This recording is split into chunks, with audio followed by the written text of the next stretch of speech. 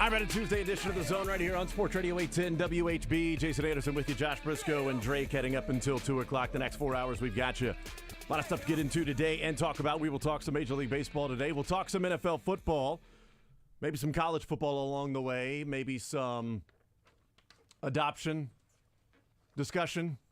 I mean, who doesn't want to have that discussion? Who doesn't want to talk about whether or not somebody was adopted or not? Let's get to the bottom of that.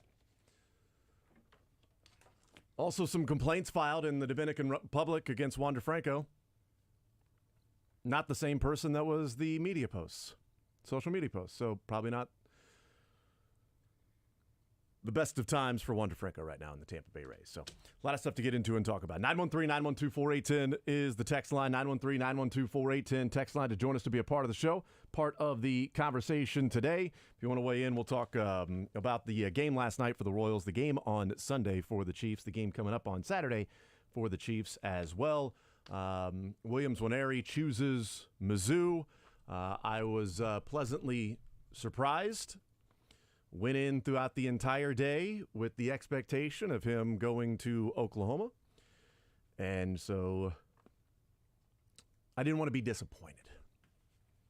So there you go. It's a big get for Eli Drinkwitz. We can talk about that as well as to what it means for him moving forward, what it means to get somebody of his caliber in the state of Missouri, where Eli Drinkwitz had done a pretty good job holding his own in the state, except for this recruiting class.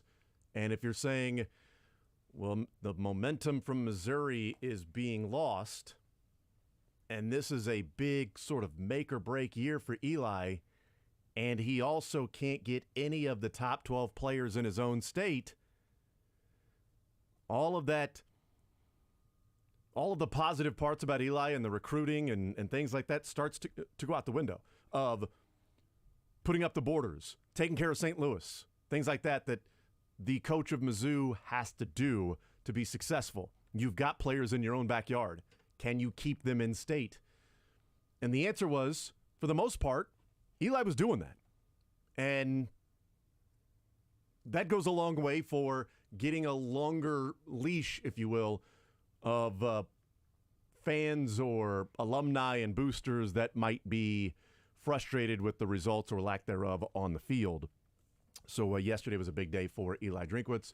We'll see what Ryan Wingo ends up doing. But also, you need to get to December 20th for Eli and Mizzou and Ryan Peoples. He said he's 1,000% committed. What are you nervous about? Because I was hoping he was 1,001% committed. That 1% scares me. I understand. It's always the 1% that really worries you. You're 10 times more. You're 100% committed 10 times. All right, man. I don't know. Thou doth protest too much. That means it only takes Oklahoma 11 times to get him to flip. I wish it was 12. If he's 1,001% committed to Oklahoma, that will be a problem. Yes, that's right. All right, let's get into the show. 913-912-4810.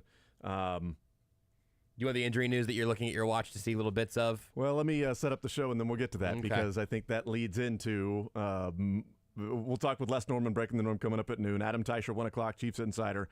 And at 11, Chiefs press conferences. We'll hear from Andy Reid, Nick Bolton, Rashee Rice, and Nico Remigio, who had a big game on Sunday and has looked good in training camp. So we will hear from Nico Remigio today on the show. Oh, no. Oh, wait. Remigio, no, we probably won't. As a few reports from camp here that Nico Remigio has had some sort of left shoulder and arm injury during a one-on-one period, maybe looking like a shoulder getting popped back in place. We'll hear from the Chiefs here, when we do have those press conferences start sometime next hour. But we were talking about maybe the sneak to the IR injury. Thought it was going to be a toe. This would be a real one, and would be a real bummer that he'd have his preseason perhaps cut short. But also looked like a shoulder situation with Jody Fortson, still not practicing today. That's been a while for him. So we may not hear from Nico today because it's very rare to get hurt and then speak later that day. I mean,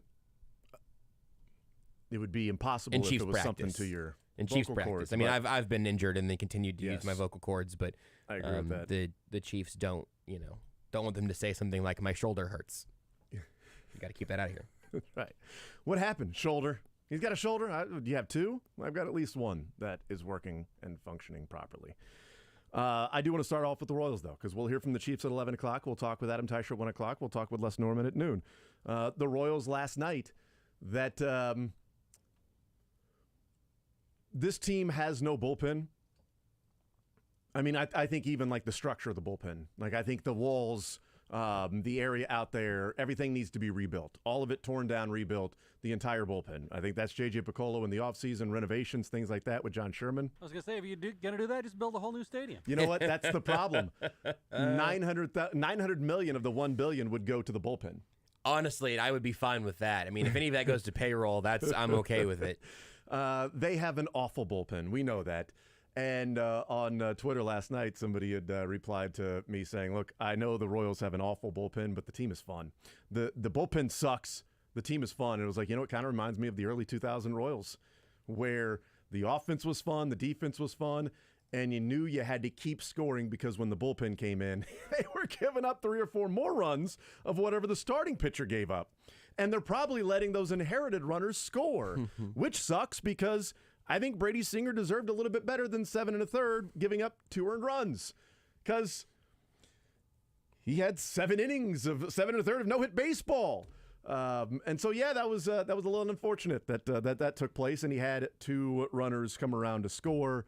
I would have liked to see him stay out there and maybe get out of that inning. I understand why Matt Quatrero went and made the decision that he did to take him out of the game, because there had been some high-leverage pitches. I know that there weren't many people on base, but when you've got a no-hitter going on, it's sort of a high-leverage feel to it. And sometimes if a player has a no-hitter that long and gives up a hit, the focus goes away. You're locked in for pitch after pitch and batter after batter that, you know, you're staying laser-focused. And once that hit happens, the balloon loses all the air, and the focus can be lost. And the next thing you know, you're giving up a hit, a walk, a hit, a walk. You don't get him out of there, and now it's like, what the hell happened? Now the line looks terrible. So I understand why you got him out of there. The bullpen just has not done their job really at all this year. So that was unfortunate. Everyone who did do their job plays for a different team now. That's right. But, man, it was a fun game. It was a fun game, annoying for a little bit. It was annoying for a little bit when the Royals were up 5-0 and all of a sudden they're down 6-5. But then that was only to set up the fun 9th inning with the leadoff hit by Bobby Witt and then Michael Massey. And then, you get the stolen base and you get the sacrifice fly and you get the bunt and the win. It was all great. And mixed in was an inside the park home run. And you were there last night. That still hasn't gotten changed, right? No. It still says no errors on ESPN.com. That's right. I saw an inside the park home run last night with my own eyes. You were there, and in one night, you almost saw an inside the park home run and a no-hitter. And a walk-off bunt is still, I think, a new one for me in person It's in a Major fun. League Baseball game, if I had to fun. guess.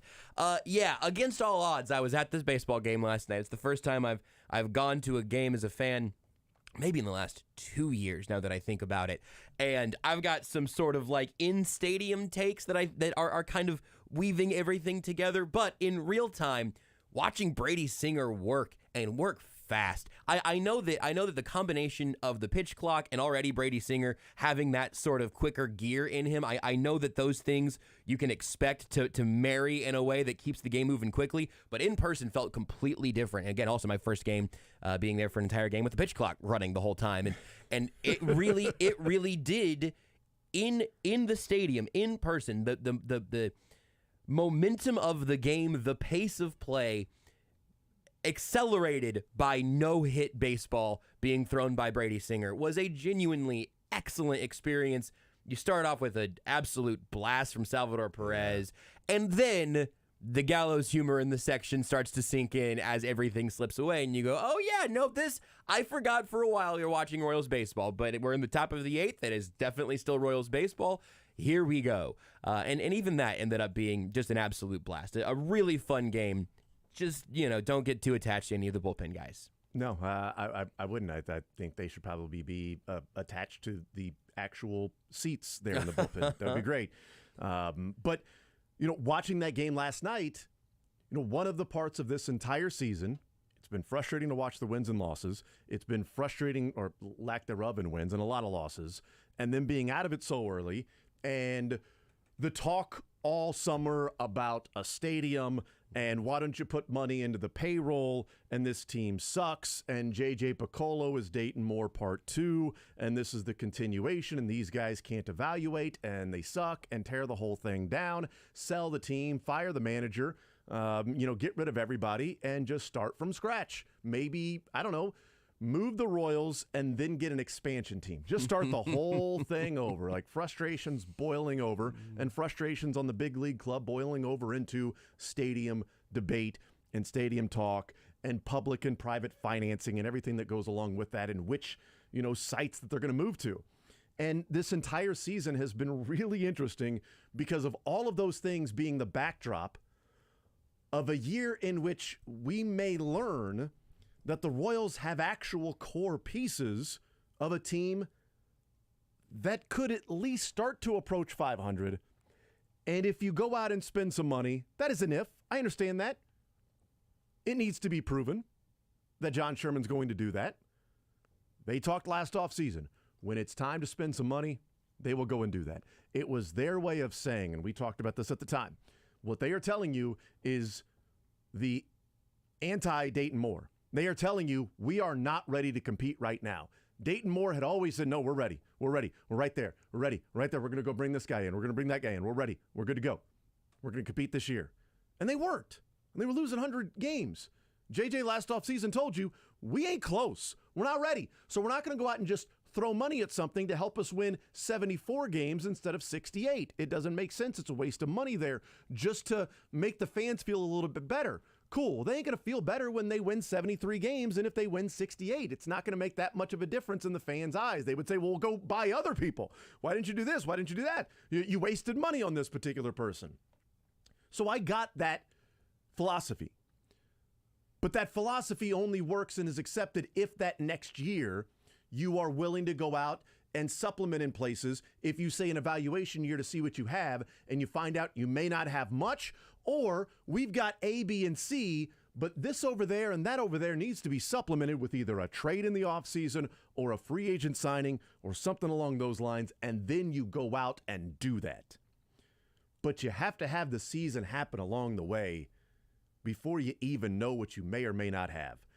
And what we're seeing is that they are on the cusp of having a true superstar player in Bobby Witt, an actual superstar, one of the best players in all of baseball. The power, speed, defense combination that's there with Bobby Witt is incredibly rare and unique, and the Royals have that. For how many more years, we'll see. Maybe only 4. But that also puts the pressure on, if you have him for only 4 years, then make sure you take advantage of that with other guys in the core, if you can find those guys.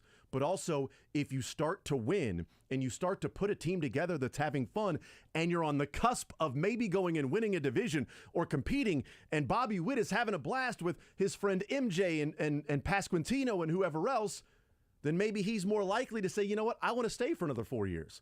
I'm going to sign a 4-year contract for $160 million.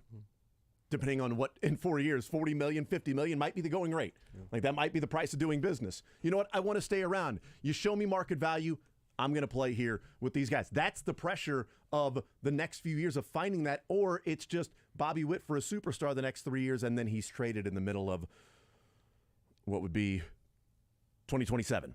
Right. And that's long enough in the future. Yeah, I can live with that. That's a way. That doesn't have to keep me up at night tonight.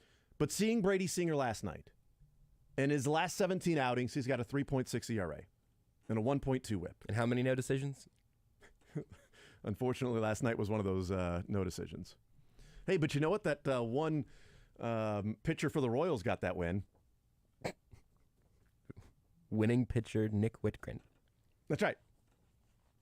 Put that dub. Get that dub, Nick. He's 1-0 on the year. Get that dub. Yeah, that's okay. You exchange a blown save with a win. We'll take it. Who's going to pay attention to the blown save? It's look a at that funny stat line. W column. Get a blown save and a win. That's an even exchange. That's a fantasy fantasy trade. If you've got Nick Whitgren on your fantasy team, you got bailed out last night. Yeah, do you care about depends on what you need in the roto. Do you need him for saves or holds? Do you need him for wins? I don't know. You got to win.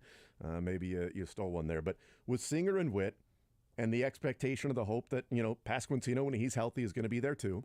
Because Pasquantino was like, it was Singer and Pasquantino coming into this year was a thought of what the Royals might have. And who knows about Bobby Witt? In the beginning of the year, there was some concern, certainly from me. I was worried about, what we were seeing from him this early in his career.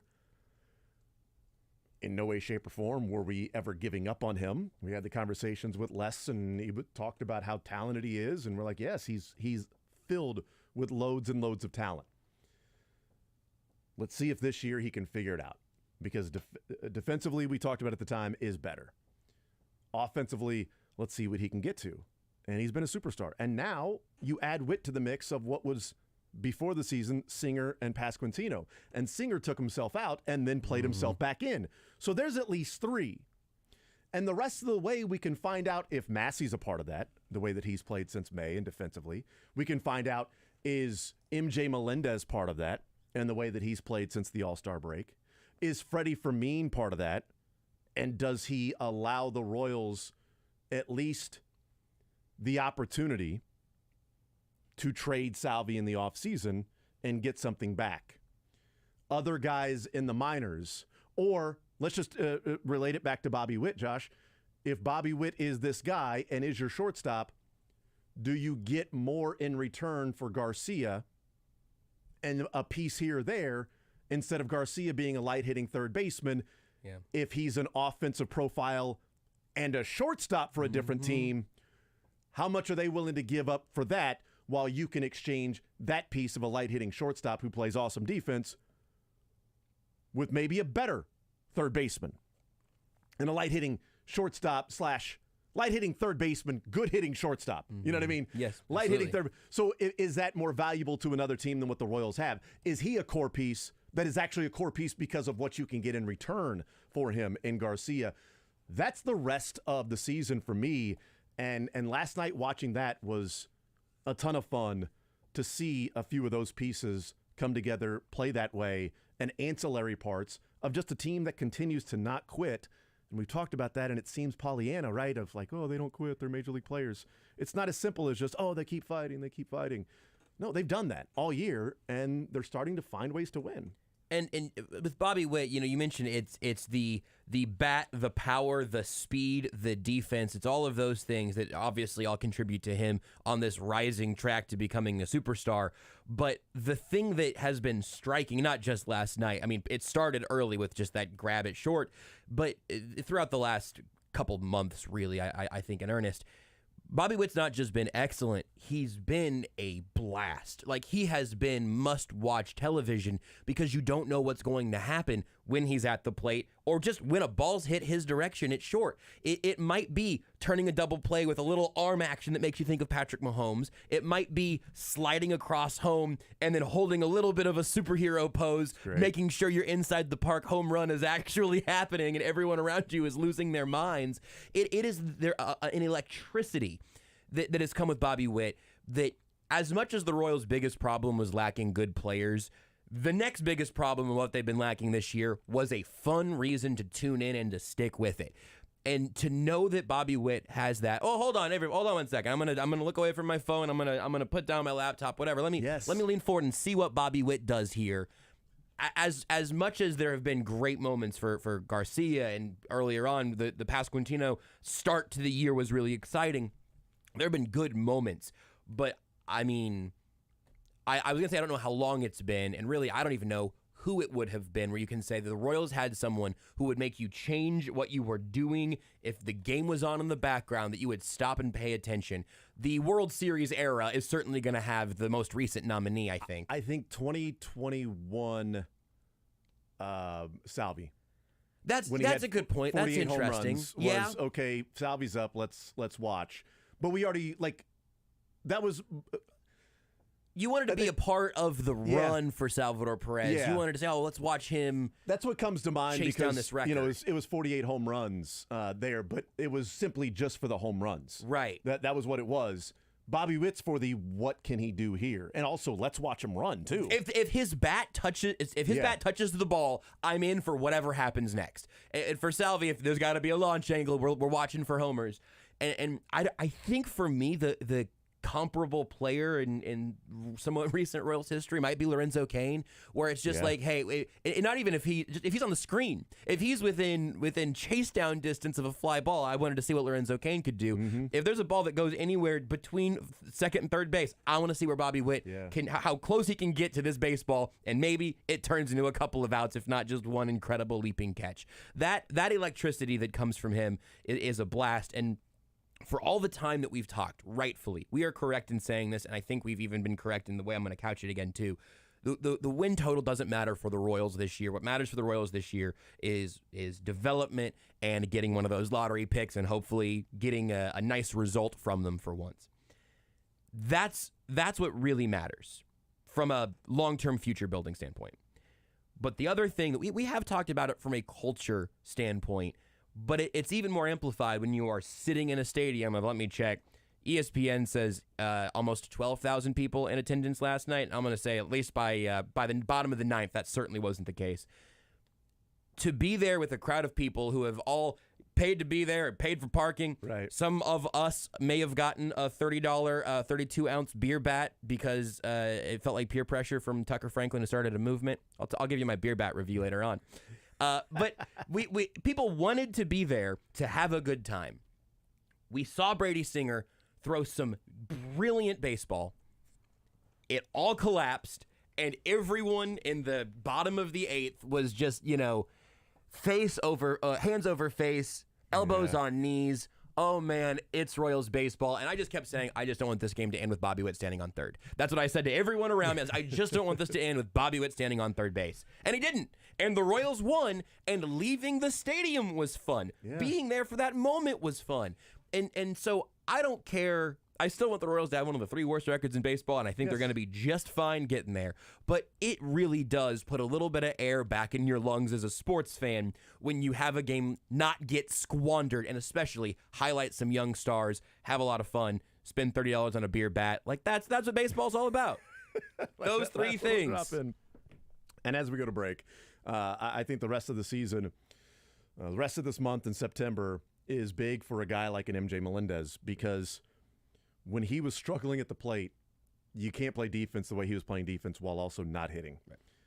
Since the All-Star break, it's 27 games, 25 games that he started, but 27 total games, batting .283 and OPSing at .870, with a pace of what would be 36 home runs and another 30 doubles. You can get away with the defense in the outfield for MJ Melendez if you're playing like that at the plate. Yep. If you're hitting 36 home runs, you're adding another 36 extra base hits because there would be 6 triples thrown in there as well. 72 extra base hits and OPSing .870 and batting almost .285.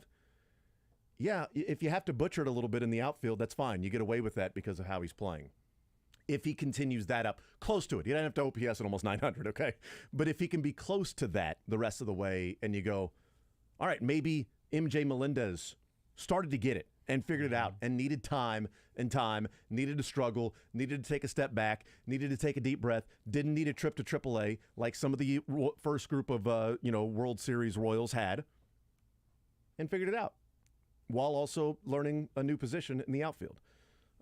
There are still some things to watch the rest of the way that could be big parts of moving forward, because if you go into the season, offseason, say Singer, Witt, Pasquantino, and MJ Melendez, and actual legit players, not just, what they could be, it's not a bad starting point for adding some pieces around if you also have some ancillary parts. So. And not that everybody's going to take a Bobby Witt jump, but MJ Melendez can continue to improve defensively. An entire offseason devoted to, hey, man, this is where you live. Finish this year out, continuing to improve there. I would like to believe that there is room for growth for all of these players who are young, which we have to remember because that's where the hope is, and occasionally want to forget because that can be where the pain is from. It's nice to be able to talk about the Royals with a smile on your face. It's a nice change. We'll take a timeout. We'll come back, continue rolling. More Zone next. Want to see more of The Zone? Watch the show live on the Sports Radio 810 WHB Facebook, Twitter, YouTube, and Twitch. I really had a great time out at the K last night, and if you want to get out there, I've got a way you can do it, because the Royals host Seattle 3 more times with a chance to play spoiler, and Tickets for Less has you covered with the best selection of tickets and parking. Plus, visit ticketsforless.com today to shop for your seats at the upcoming Chiefs season. KC hosts a preseason game with Cleveland on August 26th, and then open the season September 7th at home against Detroit. Lock in your tickets, parking, and VIP tailgate passes today at ticketsforless.com, and never pay service fees on any order. Your Kansas City Symphony presents Harry Potter and the Deathly Hallows, Harry's last...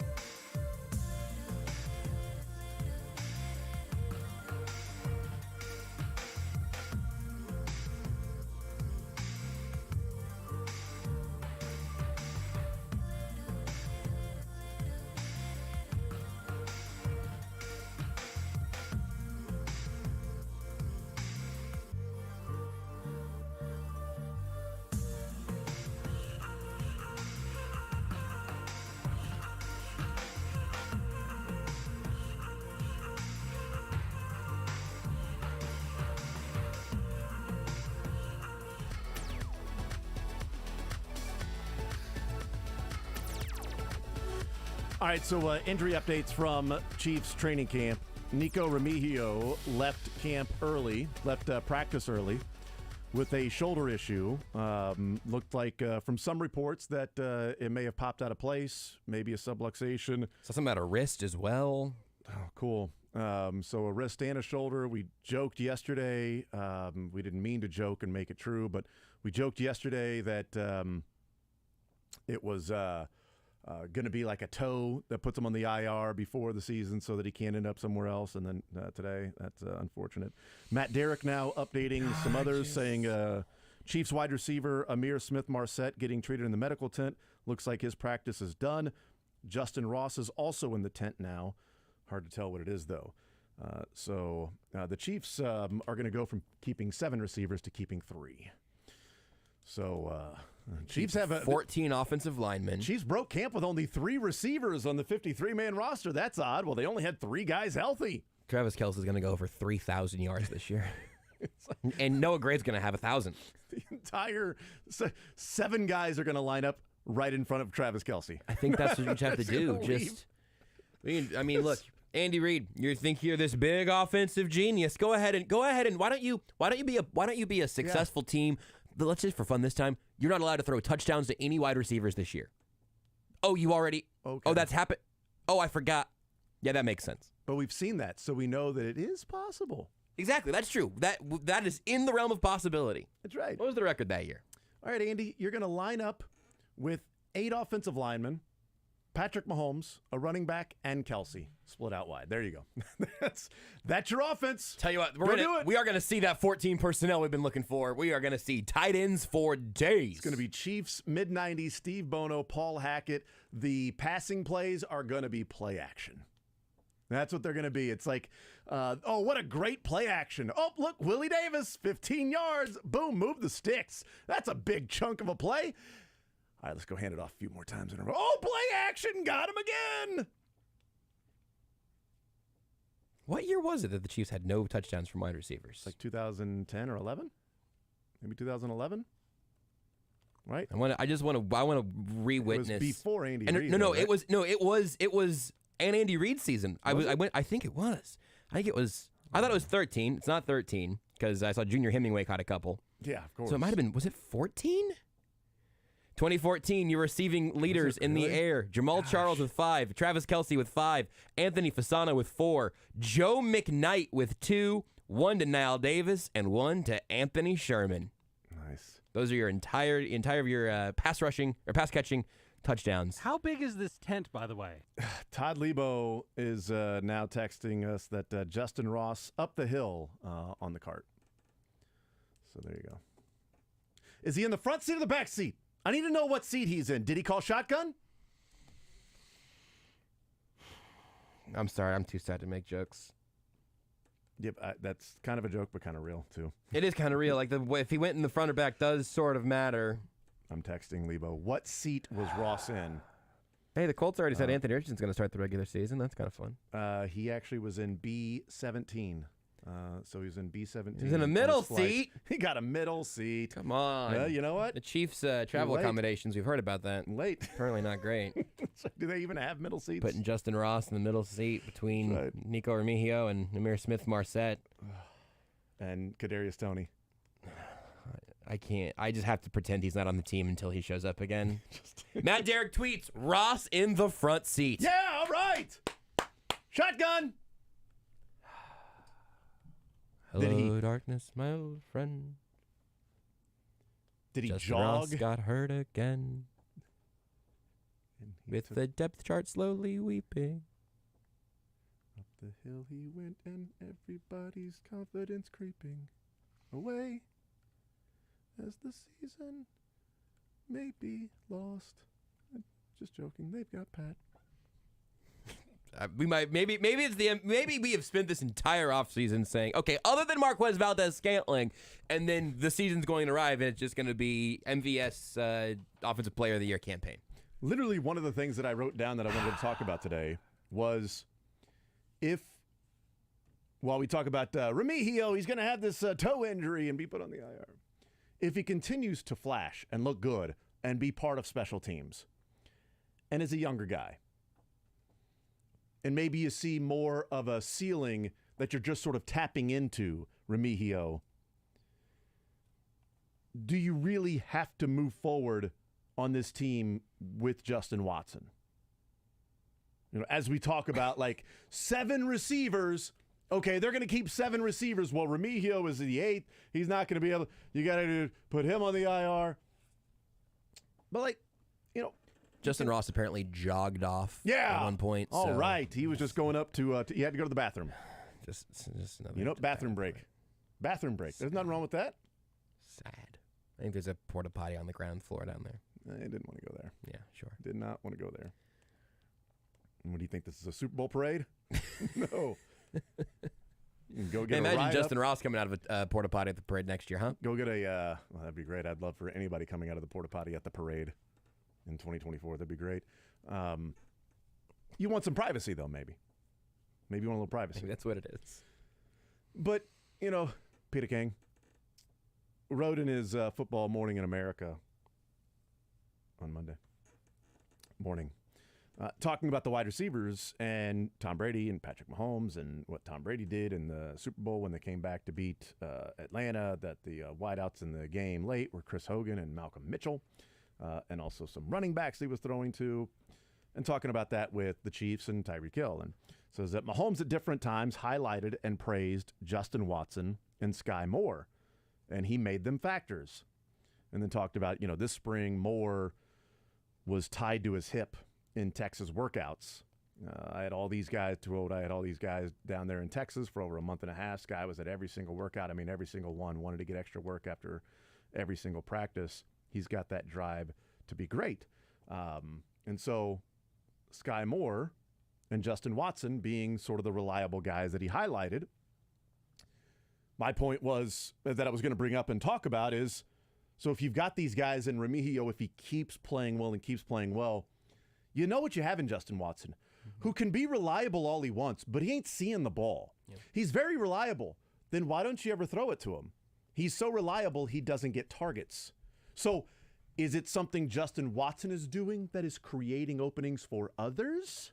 He's reliable in his specific routes, that the way he runs the routes also impacts others. He's not messing that up, which then messes up, the route for the Z receiver, the route for Kelsey, the route for the running back. And we know he's going to be where he needs to be every single time. There is real value in that. And if I throw him the ball, I feel somewhat confident he's going to catch it. Mm-hmm. But is that more valuable than, hey, you know what? You might actually have something in this Nico Remigio guy who's younger and maybe just starting to crack the surface a little bit of what he could be, as opposed to somebody who's maxed out in what he's going to be in Justin Watson, who's going to be a high-volume rep, low-volume target. Yeah, I think the distinction there is probably in terms of how soon you need that guy to play. And for Justin Watson, and it's not just the running the route precisely, but as it's always those side adjustments, it's reading what the defense does and knowing how you're supposed to react accordingly. And so if you are talking about, like we went kind of deep on the Justin Ross touchdown yesterday, and the specific place where he needed to make sure he was selling it past the linebacker in the zone in front of him, and then go ahead and break it off, but you are sneaking right behind that guy in the zone because you don't want to give the safety any extra cushion, right? Like that was one rep for one guy. Mm-hmm. But when you are trying to affect the entirety of a defense and playing in that space and trying to make sure that the gravity of the defense is responding to the other receivers, I think what Justin Watson most likely is to Andy Reid and to Patrick Mahomes is that he is a NFL quality enough wide receiver that if a defense disrespects him as a wide receiver, he will get open, he will catch the football, and he will have some yards after the catch. If you just say, hey, we're not going to worry about Justin Watson, they can punish you for that. If you need a guy to make sure that the desired impact of an entire offensive play is being executed and that he's going to read and respond and then adjust accordingly and correctly, there really is value to that, especially if you think, hey, look, the ball here is going to Travis Kelce or Sky Moore or MVS, and then if it's Justin Watson after that, if I can't find anything for my first three options here, he's where you can go with the ball next. I do think there's some value there if Remigio, for example, can't do all of those things but might have a higher ceiling in the long-term projection. The question I would ask now is, are there other guys who could do that is the key of Justin Watson's role? Are there other guys on the roster who can do that, who still might have a higher physical ceiling, who might have a longer portion in the future of their career? It's probably not Remigio right now because he is so new and he has had so few reps to work with.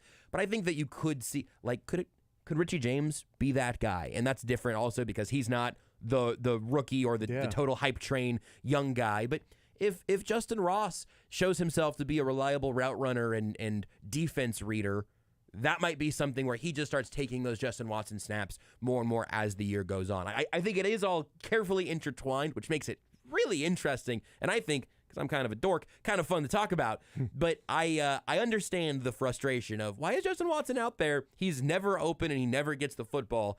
And I think Andy Reid, with some truth serum, would say that it is a factor of making sure that the play pans out as it's drawn up and adjusting to the defense accordingly, which is also very, very important.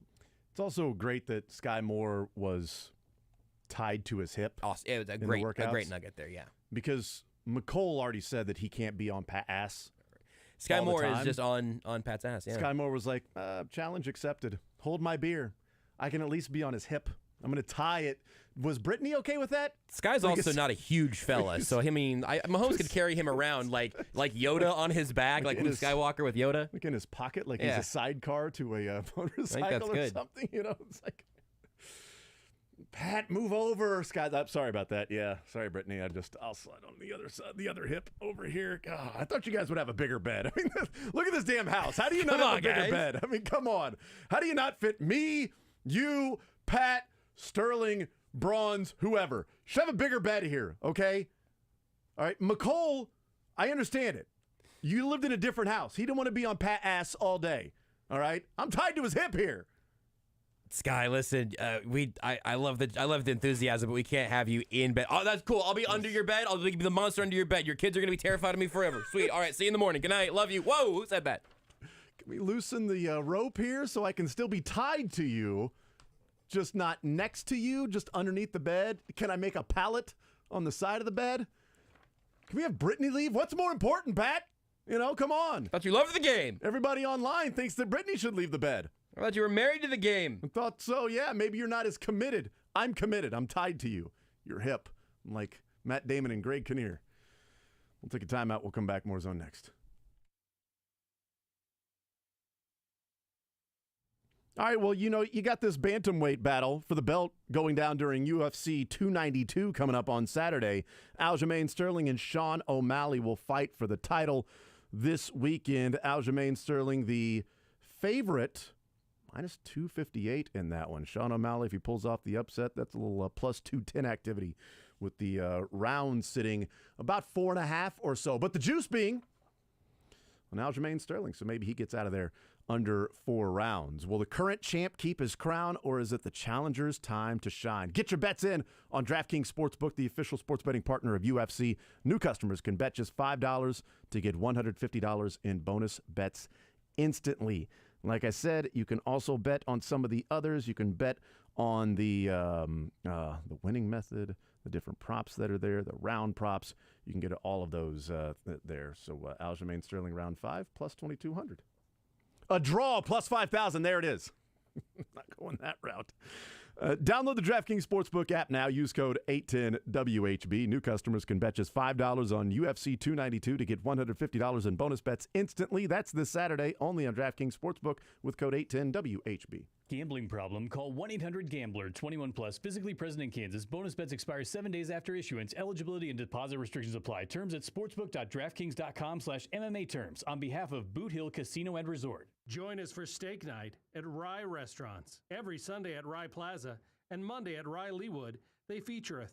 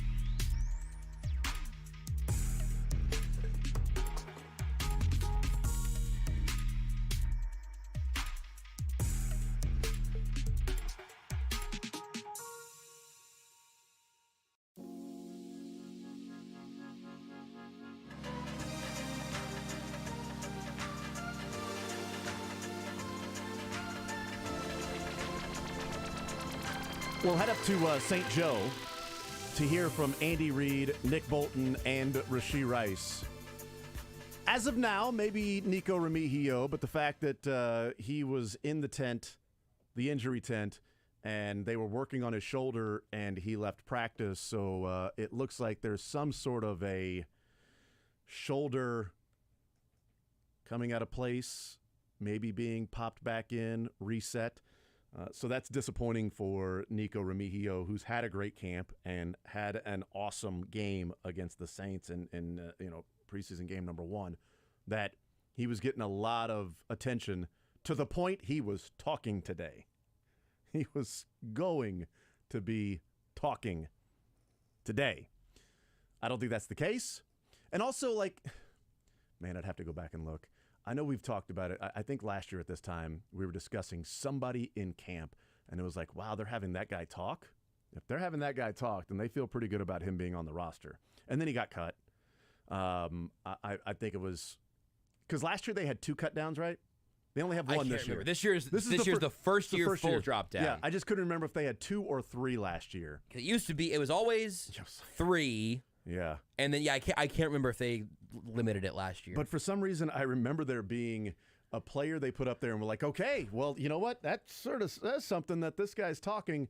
And then a week later at one of the cut downs, it was like, oh, well, maybe it didn't matter. Maybe they're just, giving that guy a shine that he's having a great camp. Plus, the PR staff probably isn't in the meetings with the coaches of who's, They are not. Yeah. And which would be odd if Brad G was like, Spags, can I just say, I just liked what I saw from Daniel Wise. That's all I'm saying.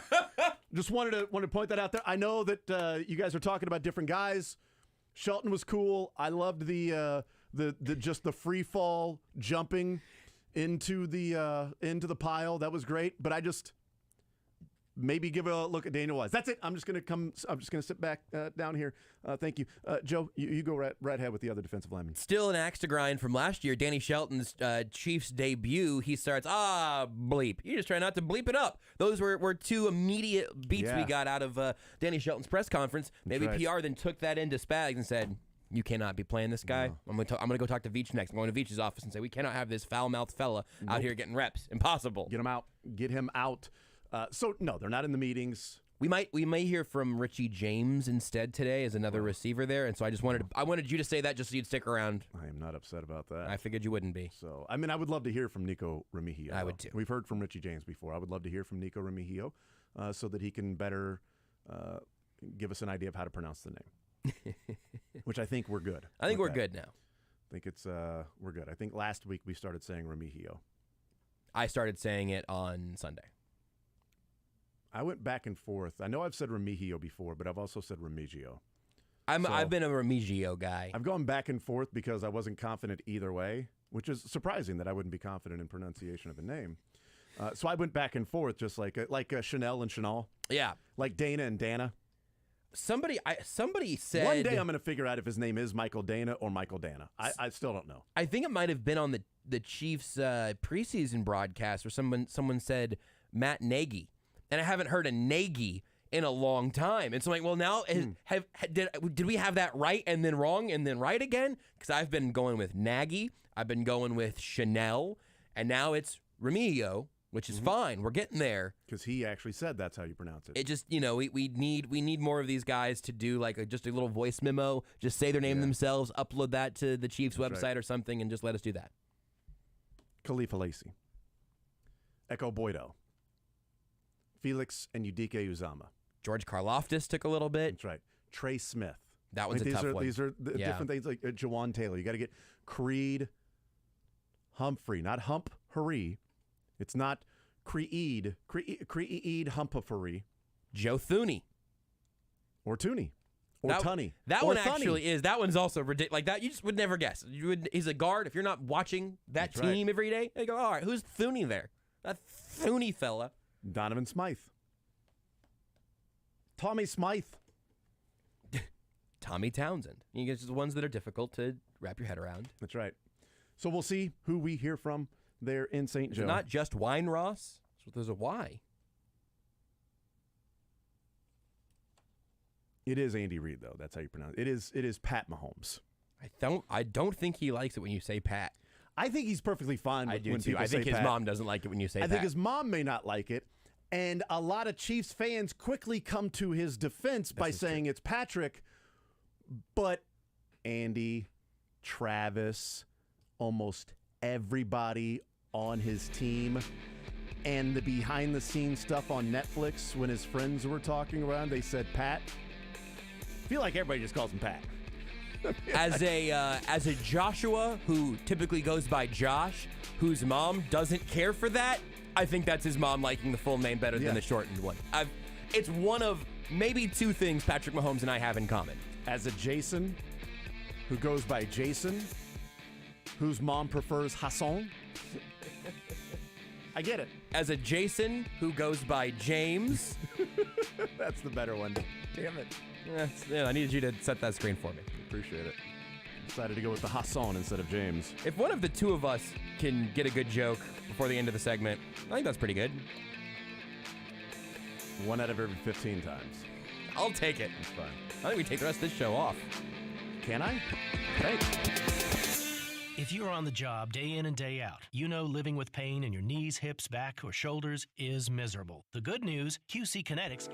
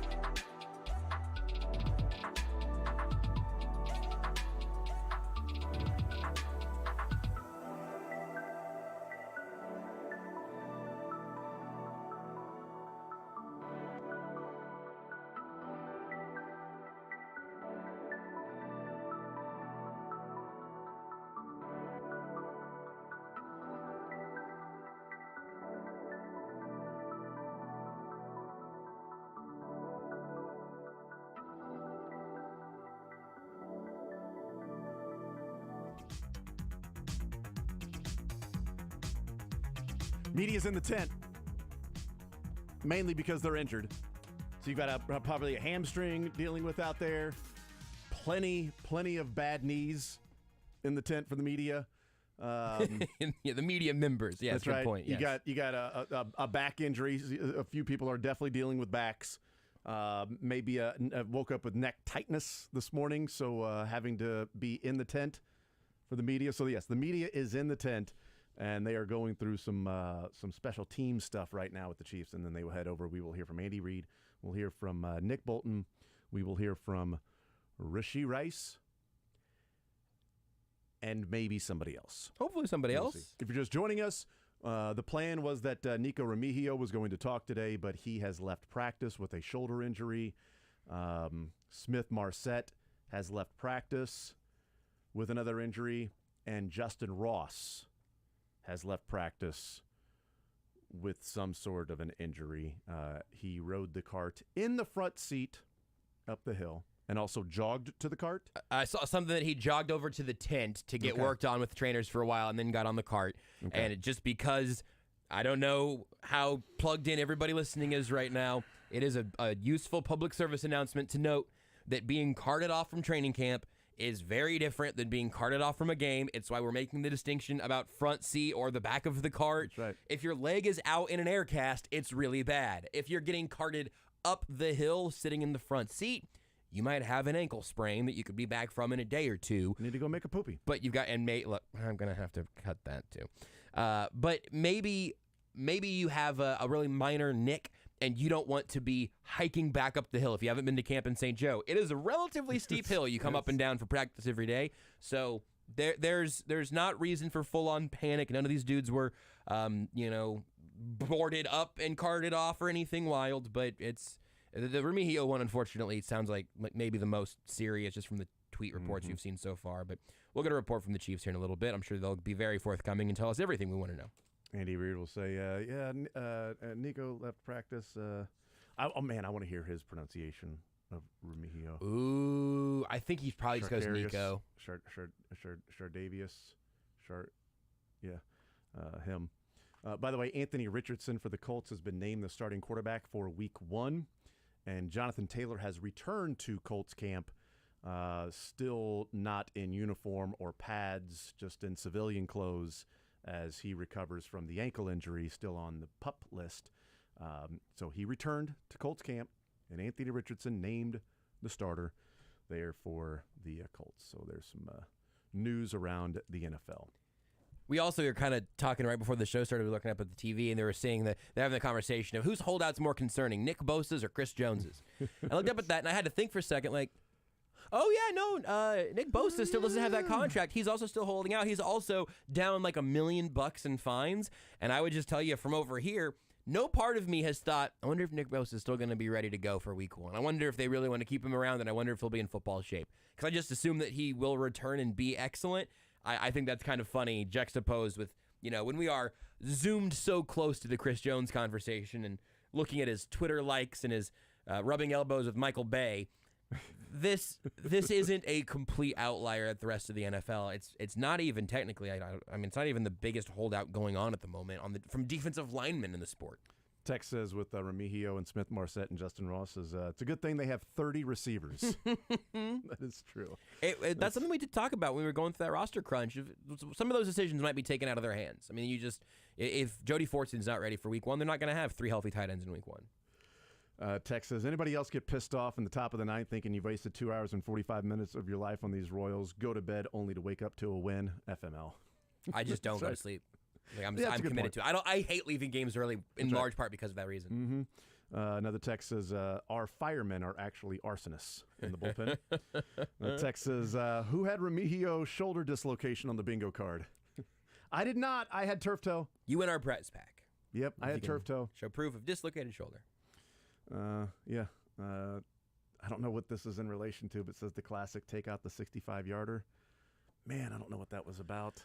Well, we're talking about that came in at like yardage. 10:28, so that was the end of the Royals. So was I talking about it? Maybe MJ Melendez since the All-Star break? Oh, I guess that could have been a Royals. Take away how crappy his first part of the season was, how awful he was in the first 80 games, and just focus on the last 27, I mean, he's OPSing at almost 900.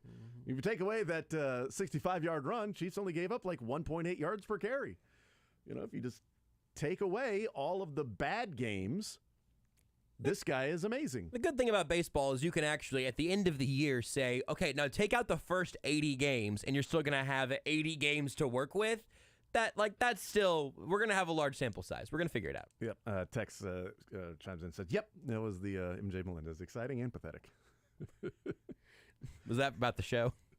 Or MJ? Or I just want to give a big shout out to this texter. If there was something to give away, I would give you this because this is such a great callback. It says, I met Remigio at camp. He said it's pronounced Devon.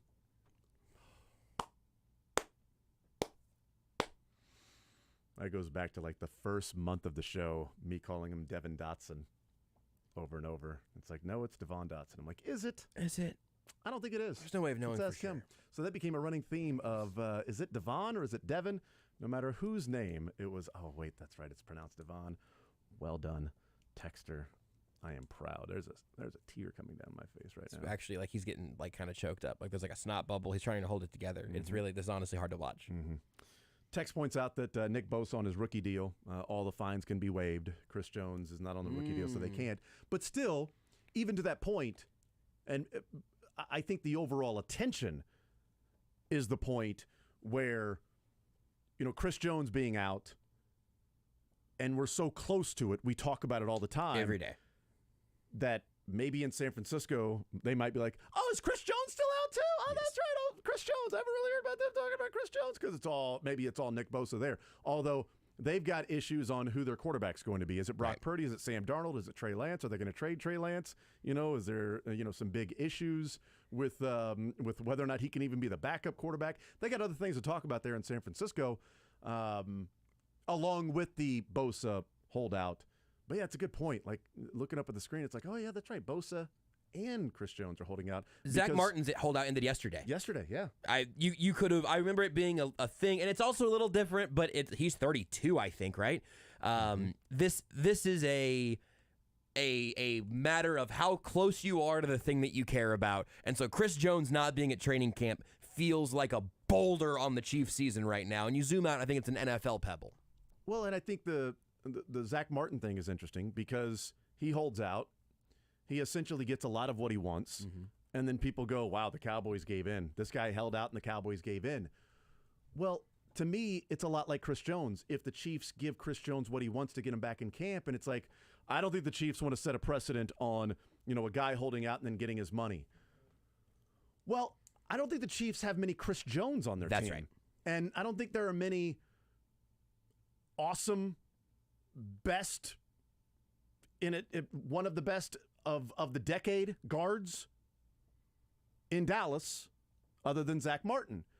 When there are precedent-setting players who are different, they don't necessarily set the precedent in contracts that, okay, you can hold out and get this, because the Chiefs might go, yeah, well, we're going to trade you. Right. We weren't going to trade Chris Jones. The horn has blown. A horn blew. And with Zach Martin, again, also, it's very different because he's getting a raise, essentially. It's not adding years and all of that. And so all of these are going to be a little bit apples and oranges and pears and bananas because all of these situations are unique. But I think for the context of right now, and I think it still makes the most sense for these two sides to come to a long-term deal. And if Chris Jones is suited up in time to be on the sideline for the third preseason game, not to be playing in it, but just to be there for it, I think it would probably be a little bit foolish to be too terribly concerned that he's going to be a different football player by week 4. Maybe a different football player in week 1 or 2, but I have to expect that he's very ready to go back to playing NFL football. Yeah, I don't think this is, if the Chiefs end up, quote, giving in and Chris Jones getting close to everything that he was asking for and he gets into camp and plays, I don't think that sets up a holdout for somebody a year from now going, well, Chris Jones, I'm holding out till the end. Chris Jones got his money. Okay, cool. Well, we're going to trade you. If Willie Gay or Nick Bolton want to hold out for their contract, it's not going to happen. Yeah. There's not another defensive player who could do that. I would even throw in Creed Humphrey and Trey Smith. I agree. Like at that point, they would go, yeah, I mean, we're not going to go through this. We're not just, yes, we did this with Chris Jones. Creed, you're an awesome center. We love you. We want to pay you. but we've got an entire team to deal with here, and we have to make the best decision overall. And unfortunately, you play on the side of the football with Patrick Mahomes. And I still think with those guys being younger, being on offense, being at the end of their rookie deal, these are extensions you can say, hey, we will get you paid a year earlier. We're going to have you, we'll hold you down for years to come. We're going to be stable here, and everyone can win. And here's a bunch of money in your pocket right now. Yep, exactly. Here's a signing bonus. Here's money in your pocket, money in your bank account. You're set for life. Keep playing next to the guys you've been playing next to your whole career to this point. Because there is an element of, while it's not on the defensive side, it is the part that Brett Veach has said he's going to make a point of investing in, and that is the offensive line to protect Mahomes. So maybe not as much as like, we'll just trade you, but they would be way more willing of going down the trade route with Creed or Trey Smith or whoever than I believe they will with Chris Jones. I agree with that. And if, again, if Trey Smith wants unreasonable money at some point, I know the Chiefs would be happy to settle for a solid 1-year deal for a veteran guard to step in, because they're doing that at left tackle right now. Donovan Smith's their left tackle right now. The Donovan Smith equivalent at right guard, or frankly, if Darian Kennard is still on this roster, now he's working at guard, the thought needs to be that he, or Nick Allegretti, is like a fringe starting caliber guard, right? And I'm not trying to run any of these dudes out of town, but they're building depth there, I think, very intentionally. So you have some redundancies for injuries, for contracts, for being able to trade guys at peak value. And I'm hoping that everything works out to where Creed gets taken care of, Trey gets taken care of, the team feels great about it, they feel great about it, and you can move on with those guys. And the right side, or middle to right side, is Creed, Trey, and Juwan. Yep. And then we'll see what happens on the left side with Tooney and Donovan Smith. Tooney not very much longer. Donovan Smith, maybe he signs a 2 or 3 year deal with the Chiefs after this year if he plays really well. Camp so far, and the 9 plays that he had on Sunday, I'm liking the signing of Donovan Smith. Look good. He looked good when he was out there, so I'm hoping that continues, and they have found something in a 1-year placeholder in Donovan Smith that maybe he gets back to playing the way that he was with the Bucs before this last year when he was injury plagued, and the Chiefs may go, okay, well, we got Juwan Taylor on the right side. We got Wanya Morris as a swing tackle. We're going to sign Donovan Smith to another 3-year deal, and he's going to be our guy for the next 3 years, and we're going to have Smith fill in the blank, Creed, Trey Smith, Juwan Taylor for a number of those years. Or you say, hey, now we're paying our center, right guard, right tackle. So Wanya at left tackle and Darian Kennard at left guard. You guys are now the rookies that have to carry that weight to even out this cap hit a little bit. Could be. And maybe those names change a little bit. I certainly think that that's the goal for Wanya, though. Right, but one of those tackle spots. And this is where we get into the old, do they bring back L'Jarius Sneed, or do they let him walk, or have they drafted Shamari Connor to take that L'Jarius Sneed role? He was doing a lot of blitzing, things like that. He has to play well. Yep. He has to be a good player to do that. So if Darian Kennard never develops, and Wanya Morris is a guy they're like, I just don't see it. We tried it. He's only going to be a right tackle. Then that plan of, hey, maybe we move on from Donovan Smith. Wanya, we can slide him over to the left side. Tooney, we moved on. Kennard, you can play left guard, is no longer realistic if you don't feel those guys can hold their own. They've been able to do that in the secondary. Hey, Ward will let you walk because Sneed has developed. Maybe Fenton's a guy that can, hold his own.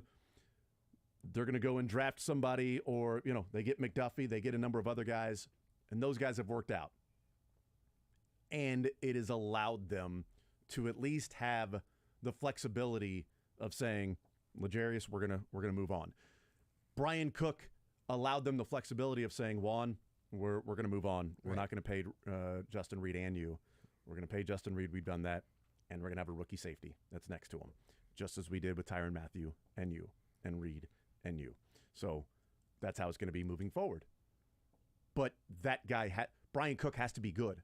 If Brian Cook was bad and the Chiefs don't see it, then they might have, brought back Juan Thornhill, or they might have, gone into the safety market in a different place. They might have made a different decision. I don't think they would be let's just plug in and pray. Let's just Mike Edwards is our starting, and Deion Bush is number 2. Please, I'm just fingers crossed that Brian Cook will not be awful. I don't think that's going to be the case. And their drafting has given them the flexibility of doing that at a number of different positions. Yep. Which is the most important thing you can do in the draft when you're a good football team. Mm-hmm. I mean, look, maybe Felix is going to play this year. Obviously, last year, George Karlaftis led the team in defensive end snaps. And let me correct my speech. Felix will play this year. Maybe he'll play a lot. Maybe he'll have an impact this year. But that's really because you want to make sure you have an ability to lose someone in free agency the next season, to have someone who goes down to an injury, who you have the next man up, who's not just the phrase next man up, who you actually believe in the talent of. Building that depth is really hard, but the Chiefs have gotten pretty good at it, and now they add to it every single draft class, and that's been a total boon to this roster.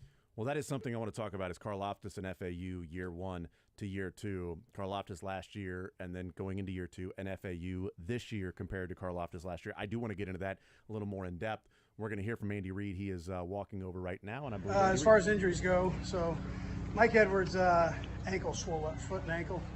It looks good off X-ray and all that. He just got stepped on. Nick Jones, I mentioned he had a hand fracture. He's at a specialist right now, so we'll see how he does.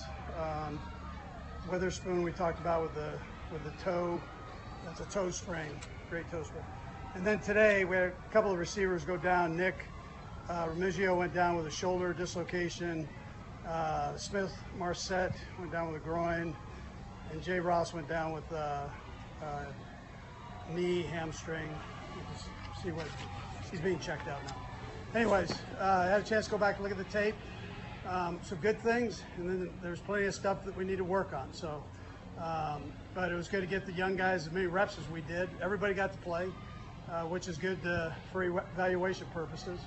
And like I said, there were some good, and then there were some things that we got to clean up. Anyways, for that, time's yours. What was the Justin Ross injury? It's knee, hamstrings, shin, something down there. You know, we'll just have to see what it is. Coach, you mentioned after the game, maybe the tempo from your ones wasn't exactly what you wanted. When you went back and watched it, what sort of things did you want to see out of them that maybe you didn't see? Yeah, so I mean, there are no excuses, but we don't game plan for these really. So, but with that, you gotta keep the tempo rolling, and so I wanted it better than what we had it. Again, they presented a better tempo than what we did, and so I expect us to be able to get off the field and continue a drive on the offensive side. So one of the things that fans get all worried about is short yardage plays. I know it's preseason; you're probably not going to call your number one short yardage play on a 4th and 1 in the first preseason game. But how much time have you guys spent in this offseason trying to work on things like that, and how do you really practice it until you get into it? That's what I said after the game.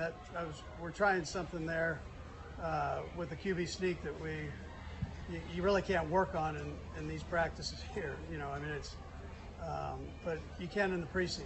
So we tried it. We can go back to the drawing board on it. It obviously didn't work and stalled the drive. So, but it's good to get it on tape and to see it. Coach, how about? I was going to ask you about Remigio. What kind of campus he had, and how did you? Yeah, you know what? He had a nice game, and did some really good things, both special teams wise and in the throw game part of it. The catching part. So we'll just see how this thing goes. The shoulder's back in and all that, but we just have to see how he does. Do you second look at back at the James video? How impressed were you? How much more? Yeah, so he's been working in with Pat in the practices. We were trying to get some of the young guys some reps. We have a pretty good feel for him. He's good. He's a good player. So we got good tape in this offense of him. So there was a little bit more emphasis put on 4 and 8 to get them in the game and get some work with them. Angie, with Nick, obviously you had a couple of new guys out here today. Do you have more of a long-term prognosis with what he's going to have to deal with here? With who? Nick Jones. I don't have anything more for you. I'll find out today, a little bit more on what direction they're going to go. So with it. I know it wasn't a small sample size, but your 2 new tackles, they come out of. Yeah. I thought they did a nice job. Our pass protection was good with the one offensive line, and they did some good things with the run game, and we just had to stall. You can't do that. So you got to take care of business with that. And then Pat didn't play a whole lot of plays. So Based on what you saw in the first game, Coach, what would you like to see more from Deneric Prince? Yeah, just right now the legs are tired. He's getting a lot of reps. He's kind of battling through himself right now. So he'll pop through it. He just keeps pushing. He'll pop through all this, and then and be able to get his pad level down, eyes up, and go. But he's got some more opportunities here. So I think he'll be all right. Coach, Nick Bolton entering his third year, coming off of a very good season. What have you seen from him in this camp and maybe in the first preseason game you like the development of this game? Yeah, well, I like his leadership. Obviously, he's got a good feel for what we're doing. He's a good football player all the way around. I mean, I don't know what to add to that. I mean, other than he does a nice job. And really, last year I thought he played an all-pro level. He's just, people know who he is now, and he's gonna have to step up, obviously. But he's always been willing to do that. Do you think there's an underrated aspect to his game, maybe that he doesn't get enough credit for it? Yeah, I think last year helped that, though. I think him coming out, there was enough that you guys wrote about his production and that, which was great. And the people take an eye. He's a quiet guy. He's not outspoken, flamboyant, any of that. He just goes and plays. Same way in college. He did a great job in college. So phenomenal tackler, great feel for the game. Coach, just a quick housekeeping item. One, we know Anthony Witherspoon is more away from. What was the second move to get the roster spot that you asked? Yeah, we brought in a linebacker and a corner. Yeah. Was the second move there with anybody to place on IR or to make a spot or anything? Jody Fortson, yeah. Okay. Yeah. And then Jody's having his shoulder done. Yeah. Thank you very much. Yeah. And then, kind of once again the weekly update on Chris. There's been communication and expectations. No. All right. Okay. Thank you. Did they say one more there? I thought I heard maybe somebody yell one more there. Maybe, I thought maybe two. Tysher. You. So there's some interesting updates from the injury standpoint. Going to figure out what he said there at the end about IR. They signed linebacker and a cornerback. Nick Jones is at a specialist today looking at the fingers. Andy Reid said they'll get more information later today as to what the route is. Bringing in a cornerback, I think, may lead it, and the fact that he's with a specialist. We'll talk more about that. Here's Richie James. Preseason game. I felt good. I felt good. Did you get everything you wanted out of the game?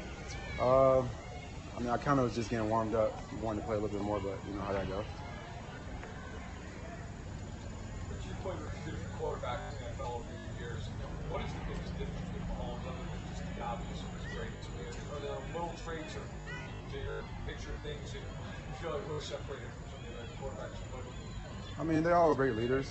Obviously Pat has done a good amount more than most of them, but he's just a great leader, great quarterback, know how to run the show, and obviously he does the job really well. How do you feel like the chemistry's coming off of Mahomes? You're getting more and more reps with the same team.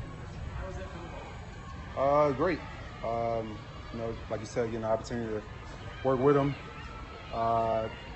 He gives you a lot of advice of where he's thinking, where you should be at when he releases the ball, and like you said, he's running the show right now. How is it as a coach on the field to start doing exactly You can tell he's been in the system for a while, and he knows where the ball's going to go, pre-snap, and he does a really good job of telling you, hey, I'm going to expect the ball right here, this moment, and eyes better be up, hands ready.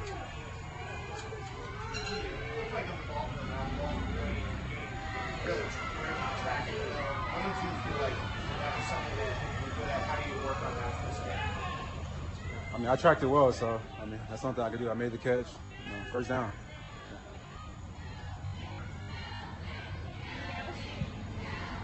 All right, thanks, guys. Yep. All right, there's Richie James, I believe as many words as catches he had in the game.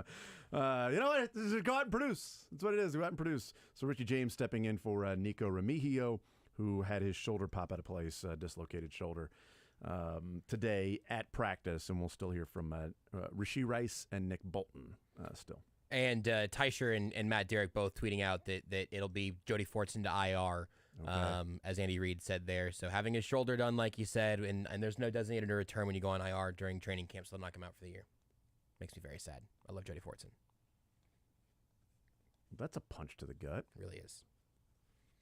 Seemed like he was a pretty obvious keep him on the active roster and then cut Blake Bell, IR him, and bring him back. But yeah, that's just his season is just over.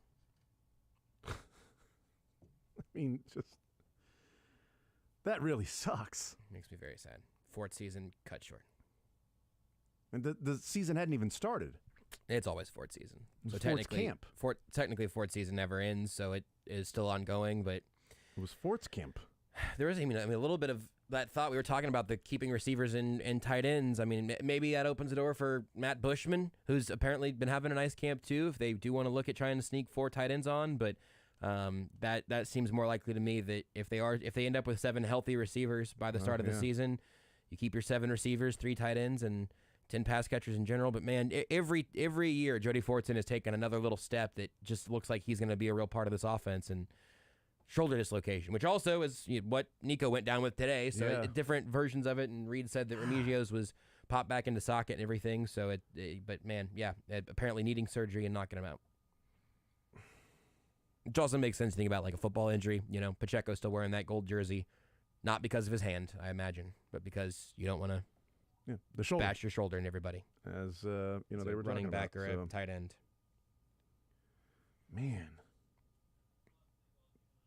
that sucks. So 3 tight ends on the roster. People love Matt Bushman, right? Had a good camp. Maybe Bushman makes the squad instead of Blake Bell. But if you are planning on keeping Shane Buechele, 3 quarterbacks, and you want 7 wide receivers, and you keep the sort of same amount of offensive linemen, if you go with 3 tight ends, it now allows you to keep an extra offensive lineman. Yeah, that might be with having 7 wide receivers. Here's Rashee Rice. Preseason football, to get your first real action in an NFL game. What did it feel like? How do you think you played? I think I played well. For me being able to transition from college to the NFL. Big spotlight, a lot different game feel. So you played a lot of snaps, but not as many snaps as you probably played in a game. Did they feel different? More tired after a game because it was a professional game, or were you fresh? I think I was a lot more fresh than I would be if I was in college.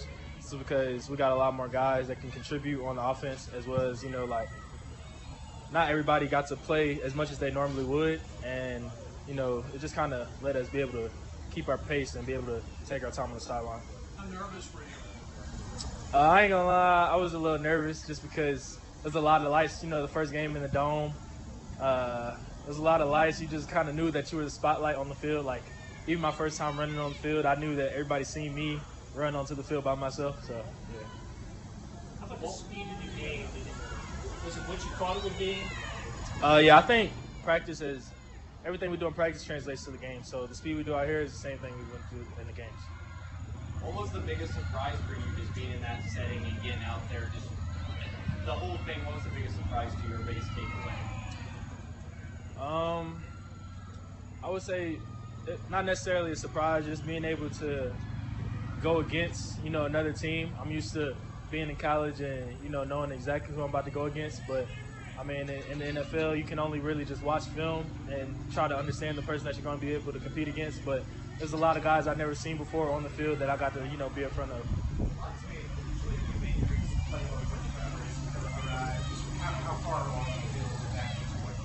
I feel very confident with the offensive playbook just because now I got people like Pat, Shane, all the other wide receivers that, Sky, he just got done being in the same place that I'm in, so he's nothing but help for me. One of the things that Coach Nagy talked about with us last week was for guys coming in, it's the verbiage, the long plays. A lot of times you don't huddle after every play in college and things like that. What's that learning curve been like for you just on that part of it? Hearing the play, knowing what you have in the play?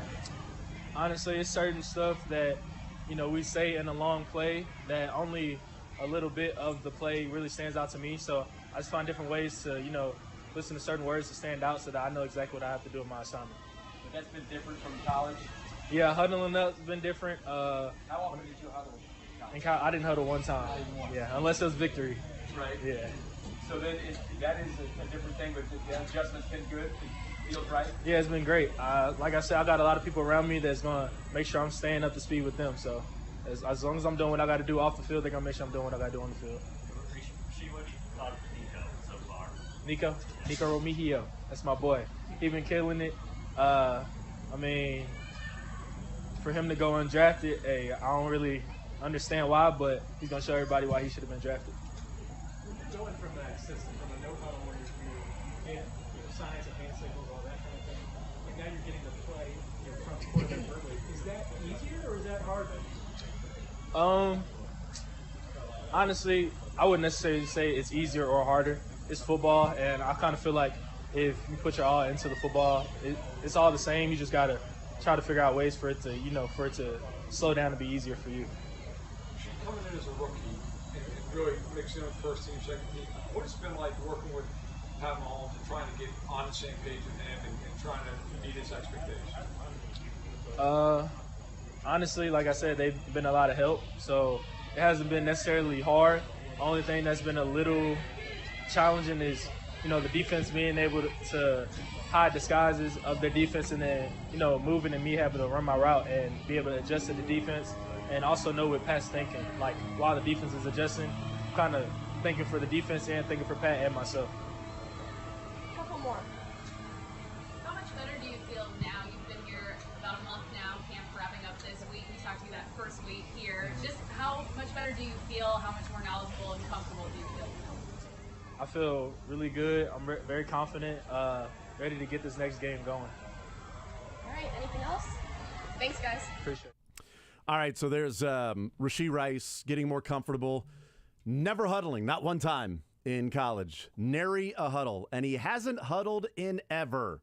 So he's getting used to the huddle and the play call of just hearing specific words that relate to him and him only. That's how he's learning the system, learning where he's supposed to be, but also understanding that the defense is going to adjust with the routes that go along with it, that he's got to be able to learn that and understand that and be aware of those things. Thinking for himself, Pat, and the defense. Yes. That's a pretty good summary. It's a lot of things that you're thinking of and thinking for. Here's Nick Bolton. Talk after the game just about tempo and kind of energy. You guys feel like you were a little step slow, half a step slow? Yeah, man. How do you do better this time around? Yeah, I think it's just intensity. Focus level got to be up through the roof, man. Guys a little bit, legs a little tired from training camp, but none of that really matters, man. Got to go out there, got a chance to compete, got a chance to put good stuff on tape, man. We got to do that. Myself included, man. It kind of starts with me. I didn't play as well as I needed to play. Kind of started the tempo of the game off bad. From there, it's kind of like a little scared. So, again, we've got an opportunity to come up this week, man. That's a good thing about football. Play weekly. Got another chance, this opportunity to come out and execute the game plan. Do you feel the responsibility for this defense? Yeah, for sure. Again, I made the calls, made the checks. Responsible for getting guys lined up, energy being there, assignment sound, the whole nine. So when we're not lined up, not playing well, I take it kind of personal. And so I know next opportunity we have will be a lot better. Generally speaking, what's facts the top team ever in the game? Man, energy, man, and just executing the play calls, man. Had a couple busts there early, kind of led to some third downs being completed and drives keep going, and after that, start getting momentum and kind of stop it. So. Again, we just got to start from the beginning, man. More intensity, more focus, and I will start from there and we'll see what happens. What did it mean to exchange jerseys after the game? Yeah. Yep. What did that mean to you? Yeah, man. Tyron, man, he had 32 when I was here, man. And 32, my sister's favorite two numbers, 3 and 2. But when he was here, man, I never even questioned him about taking his jersey or paying for it or anything, try to get it off, man. I kind of feel like he represented it the right way, man. And how my sister cared about sports, passion-wise, he carried that out in a great manner. So when I had the opportunity to grab the number, man, and represent it the right way, man, I was excited for it. Having a guy like that, I watched him a lot of football. Grew up an SEC football lover, LSU, Alabama fan growing up. So all that coming together, man, you got a lot of respect for him. So it was great to have the opportunity, man, and to know he left from the back of it was special. And I know this stuff is a little bit bigger than football, so it's special for me for sure. Last year, Danny Shelton was on the practice squad. I came in the middle of camp. supposed to have a really good preseason game on Sunday. What was it like kind of rewatching him on film and how he's maybe sort of short in the defense? Yeah, for sure. Danny's kind of been growing since he got here. He's one of those guys that came in. He's played a lot of football. As an older guy, for sure, he's kind of seen a lot of things. Seen a lot of different football schemes and how stuff works and stuff like that. So I bring him in on the D-line, man, as another vet. Kind of helps a lot. He's a bigger guy, so he knows he's going to require double teams, man, and helps us out linebackers as well. So we're excited for what Danny brings to the table, man. He'll keep building it better every single day, and we can see where it just takes us, man. Which difference do you like the most? The one where he's... I like the sack, man, with the little dance at the end, man. Yeah, he had the sideline crunk on that one, man, so we're excited about that. Nick, Chris is obviously here, right? You got a couple days left here. You're going to be back home. Everyone hopes he gets signed and everything gets worked out. You've had a little bit of time in a game now without him. What's the difference? I mean, what all are you missing if he's not around? Yeah, man. Again, Chris is a special talent, man. There's no question about it. But again, at the same time, we got guys we're walking with, man. Guys who's putting it all on the line, putting their blood, sweat, and tears into it, man. So I'm walking with the guys we have here, man. We hope we get them back soon. We understand what he brings to the table, man. Makes our defense exponentially a lot better, man. But at the end of the day, we got the guys we got here, man, and those guys are putting it all into it. So we're gonna keep walking with these guys, man. Come in every single day, put your heart on the line, see where it takes you, and that's kind of where we're at with it, man. So I'm gonna give those guys a lot of respect for what they've been doing, man, and have been busting their tails. Just to follow up to the Tyrann exchange, yeah. Do you get the sense that he's in a good place right now, and he's able to look back kind of with joy and just happy to be home and such like that? Would you take away from that? I honestly didn't talk much about personal stuff, more so about football and kind of how he sees like as an emerging leader and kind of what it takes you from there. But I kind of, for him, I know he's back at home, and anywhere being close to family, I know it makes you feel a little bit better at peace. So I just take it as that, I guess. Last couple. What were your impressions of the guys coming in behind you, the young guys, especially Jack, Cole, and Cam? They got a lot of playing time. Yeah, man, those guys came in and they picked up what we didn't, man, in terms of energy, intensity. Those guys they're juiced up, man, they're excited, man. I like the way they tackle, I like the physicality they play with, and they can still keep growing, man. Jack's one of those guys that intellectually wise, man, he's up there. Smart guy, good guys aligned, and he can play football as well. So I'm excited for these young guys, man. We're gonna keep growing, keep getting a little better, man, and we'll make it hard for all 8 of us to make it at 53, man. So that's the goal. Last one. Nick, I don't know how much you've been able to pay attention to Mizzou football, but a huge signing yesterday with Williams Nwaneri. You committed actually to Mizzou. What do you like what they're doing out there in Columbia? Yeah, man. You said what was you from again? Lee's North. Oh, he was? Oh, yeah. We've been getting Missouri guys, man. I got a couple of St. Louis guys a couple years prior and a couple of KC guys. So as long as we keep building, man, and yeah, I know we got a great nucleus of guys. Got a lot of vets in there, man. A lot of guys been there for a while. I kind of laid the groundwork. So I think we're going to be in a good spot, man. I'm excited to watch what they got this season for sure. Thanks, everybody. MIZ. There's Nick Bolton along with Rashee Rice, Richie James, and Andy Reid there at the podium. We will take a timeout. We'll come back. We'll talk about the things that we heard from the players and from Andy Reid and the unfortunate news that Jody Fortson with his shoulder injury is being placed on IR, which means that he cannot be designated to return, which means that Jody Fortson's season is over. That sucks. So that's the news of the day so far, along with Nico Remigio having a dislocated shoulder and Justin Ross apparently having a hamstring, knee, shin. Something down there. Down there was injured for Justin Ross.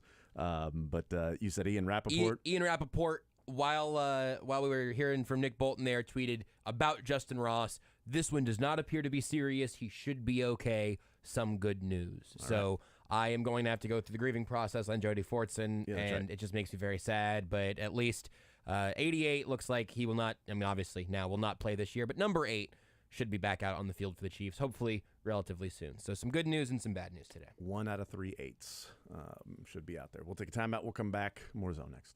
Take the show with you by listening live on 810WHB.com, in the 810 mobile app, or by subscribing to The Zone.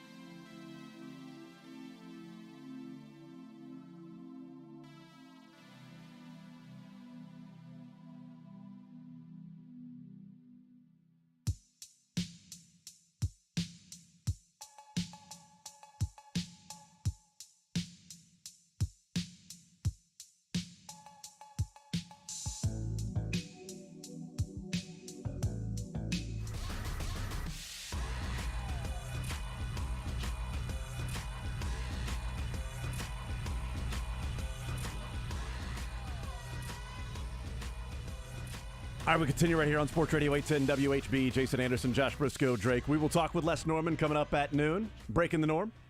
Talk some Royals baseball with him and what we've seen from these plucky, upstart Kansas City Royals of late, and the very fun game last night that Josh took part in.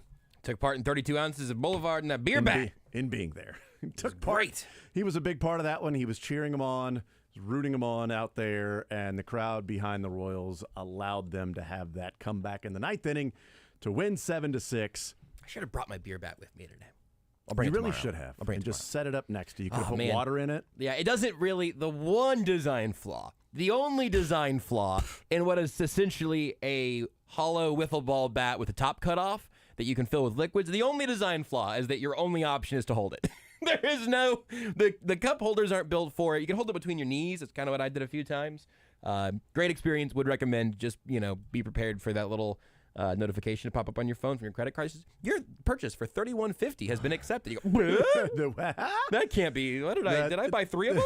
I was getting ready to say, you got 3 of them. Good for you. It's like then I'm like the Babe Ruth of beer bats. I'm just holding 3 of them. That right there. Hold on. Damn it. Now I got to spend $90 to make that bit happen. How else am I supposed to warm up in the on-deck circle if I don't no have way. 3 bats to swing around, Just 3 bats to Get sip that out of. weight donut there. No, I need 3 bats to swing around. I could also put a donut on it. Thank you. That's a great idea also.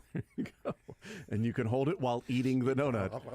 Yeah, Like the, okay. I might eat and drink everything out of beer bats from now on. It's like that candy necklace that Yes, the kids have with the elastic exactly. necklace. You just pull it out there, chew a little piece of candy, put it back. And it's there until it's gone, We joked about that when I first, was found out that I had diabetes. I was like, so we just get you one of those candy necklaces. So if you have your blood sugar ever gets low, you just gnaw on your necklace a little bit. And I'm glad we didn't do that. I think the Pavlovian response would have backfired eventually when I went to go bite some stainless steel and teeth shatter.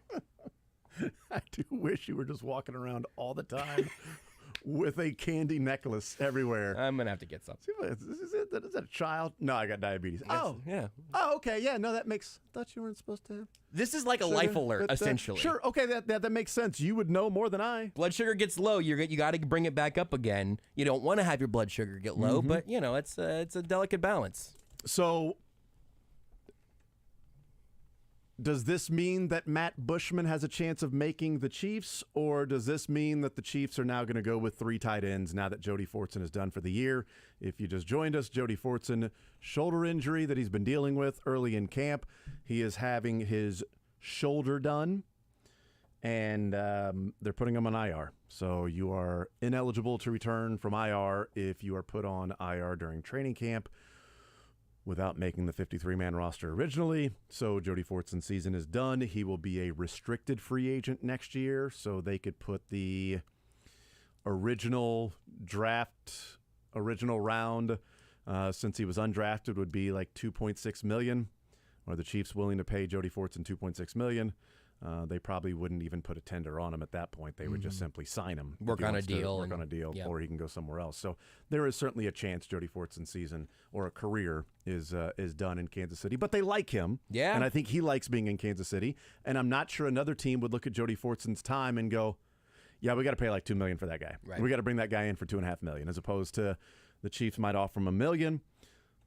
A $100,000 raise or whatever, and see what he would sign for instead of putting a tender on him, because I don't think he would be that quote unquote coveted. Yeah. But his season is over, and now there's an opening in the roster. If there's an opening in the roster for Bushman just to slide in and them continue to go with 4 tight ends, because Andy Reid had talked about the fact that without a fullback, tight end could do that. That's true. He's mentioned Noah Gray a couple times. Certainly Blake Bell could do that if you're needing somebody just to go in and block. So does Matt Bushman now become a part of the team as more of a receiving tight end along with Kelsey and Gray, and then Bushman, your third tight end that can also go out and catch a pass or two? Or does this open up a spot for another offensive lineman? Does it open up a spot to where maybe they were debating, can we keep Bichelle and 7 receivers, or Gabbert and 7 receivers, where if Jody Fortson's done, you can keep 7 receivers, 3 quarterbacks, 9 offensive linemen, 4 running backs, and get to your 25 players essentially right around there. It does presents an opening for somebody. Yep. It's just, is that an offensive line or is that Matt Bushman? Two stats about Matt Bushman that surprised me. He's about a month older and about an inch taller than Jody Fortson. I think I would have gotten both of those wrong. I think of Jody Fortson as just being this behemoth of a man, and Matt Bushman, 6'5", 240 in his own right. He's thicker, though, so he doesn't look as tall as Jody Fortson. I do think that might be. And also, 49 is not doing him any favors. No. That looks like a fullback playing tight end. I think, I don't know. True. I'm not sure what I'm doing there. I think I went through and did a whole roster flush out before the first preseason game. Bragger. And I know I do very cool fun things in my free time, but I had a great time doing it. What did you guys do over the weekend? You go to a party or anything? I did a projected 53. Like had a house party, like a party for me. I cracked open. Me and 53 of my friends hung out on my spreadsheet. Poured one can of Boulevard into my 32-ounce beer bat and sipped at that while I went through the depth chart. But really, the time when I finally had to make a cut that I was unhappy with, I think, was Prince Tega Wanogho.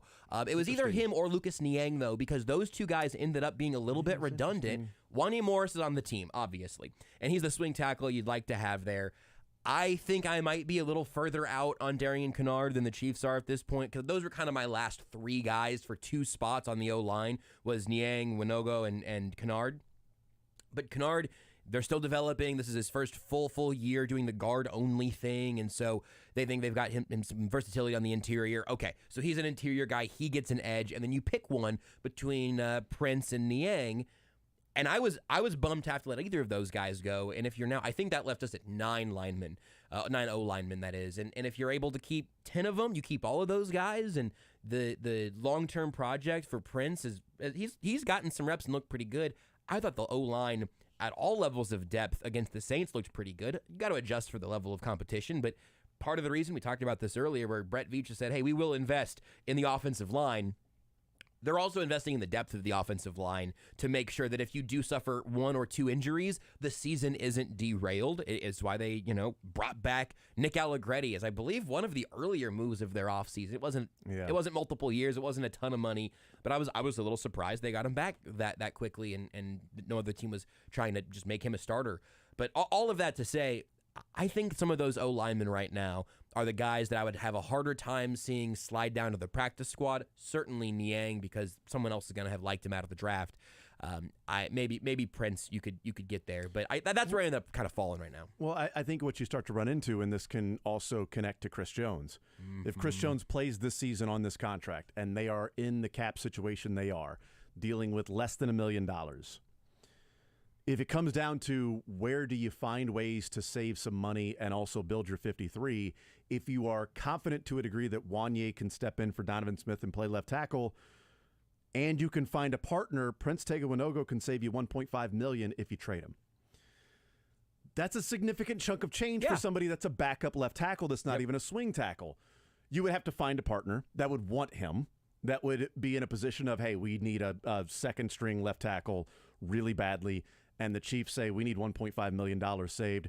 We'll switch 7th round picks. You take our 7th rounder, we'll take your 7th rounder, and you take Prince Tega Wanogho, and we get $1.5 million. Wanya Morris is going to play left tackle, and we free up some space so we can just keep the lights on this year. Right. That's certainly something they'll have to start to look at and deal with if Jones plays on this contract this year without an extension. You also want to be able to make sure you have those options open down the line for when you do have that cap flexibility or when you need it in the future, where you can go back to, like, again, we're going back to previous conversations as they change in real time. You can't be paying 5 offensive linemen top 5 money at their positions. You've got to figure out where that value's at. That's really Wanya in my mind, much more so than the other guys. But you don't want to pay for a swing tackle if you can help it either. And they've really invested in all of these linemen that we've talked about so far here today. Niang isn't going to save you much. If you were to trade or release him, you'd take a $300,000 dead cap hit, I think, and you'd save $900,000, but his roster spot will probably be filled by somebody who's making $940. Yeah. So you're not really saving much there with Niang. You could save with Prince Tega Wanogho. Les Norman coming up next. Men, summer is here. It's a time to vacation, get outside, and enjoy life with the one you love.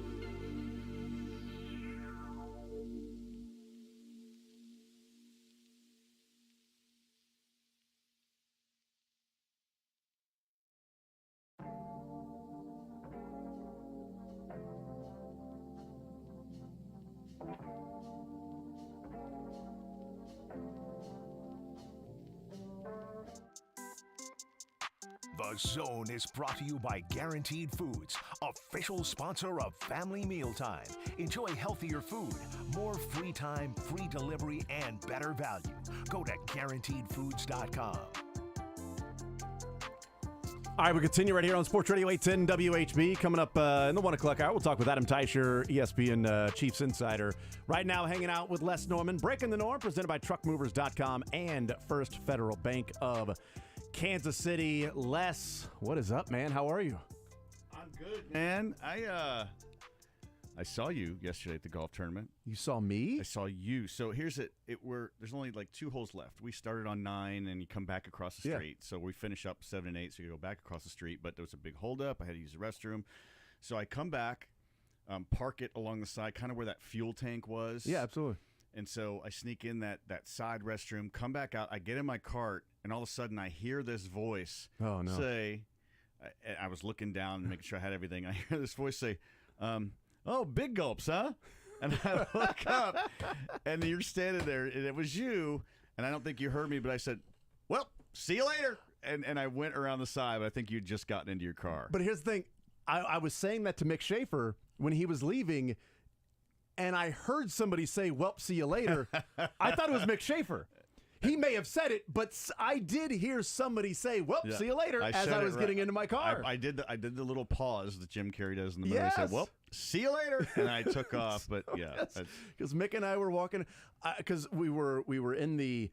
Well, I guess it's where they park the carts, not necessarily the clubhouse. But we were there yesterday at Prairie Highlands. Fantastic course. And we certainly appreciate such good shape after 18,000 inches of rain. Yeah, it was beautiful. And yesterday was just a gorgeous day to play golf. It was fantastic. I wish I was out there not having to work. But, some people do have a job to do. Believe it. And so when I was getting ready to leave, out of the corner of my eye, I thought I saw you, and I look over, and then you were gone.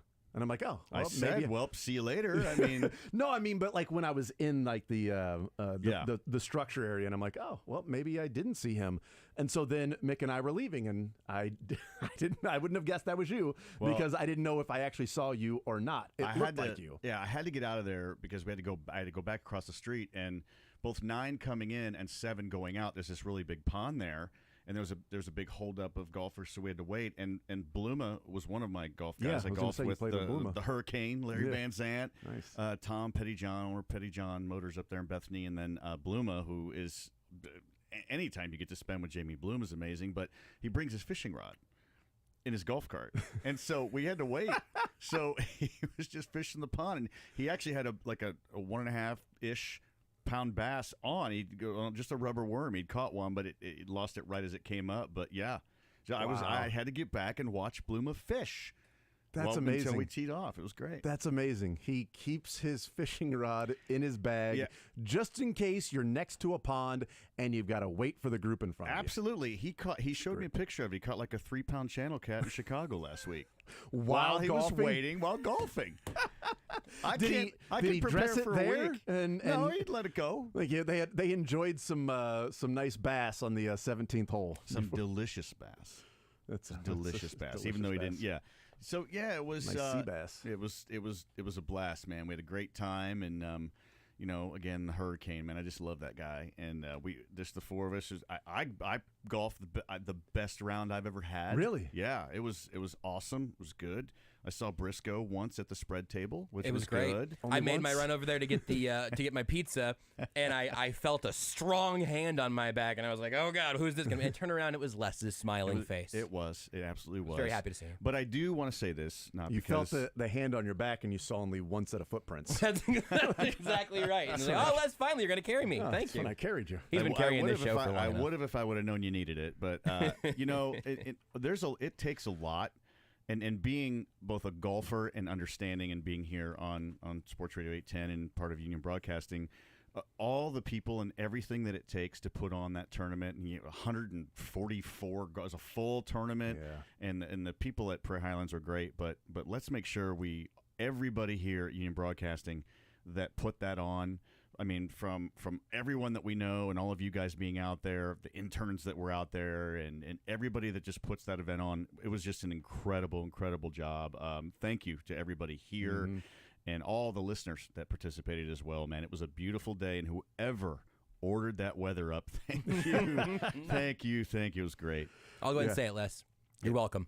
All right. Oh, nice. If it was you, fine. I'm just going to go ahead and say you're welcome for all of that because I'm glad you had a great experience. And, you know, the army of interns may have moved more heavy things than I did, but it's hard to say for sure. That's in the fine print of intern? Yes. Interns will haul equipment, will haul the necessary things. And when you throw your back out, speak none of it. No.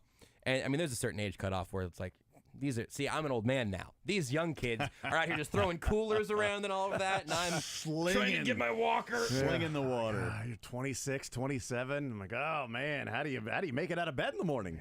Tendinitis or something? I got probably carpal right. tunnel. That's probably right. Be carrying this stuff. Yes, Les Norman is our guest. It was a fun day out there, and certainly appreciate, like you said, everybody helping in Prairie Highlands out there. GreatLifeKC.com.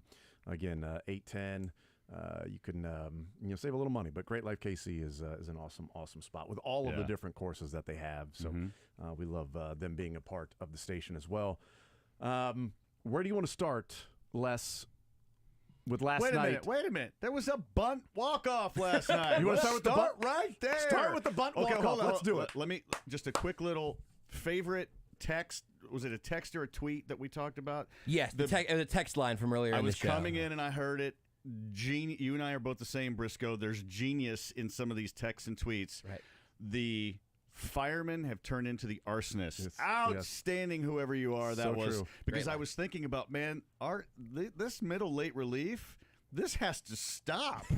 And I was just thinking that, and then you guys said that text. I'm like, oh my gosh, hand out a trophy. Yes, that was outstanding. Absolutely, and the bunt was outstanding. Yes. How do you defend that?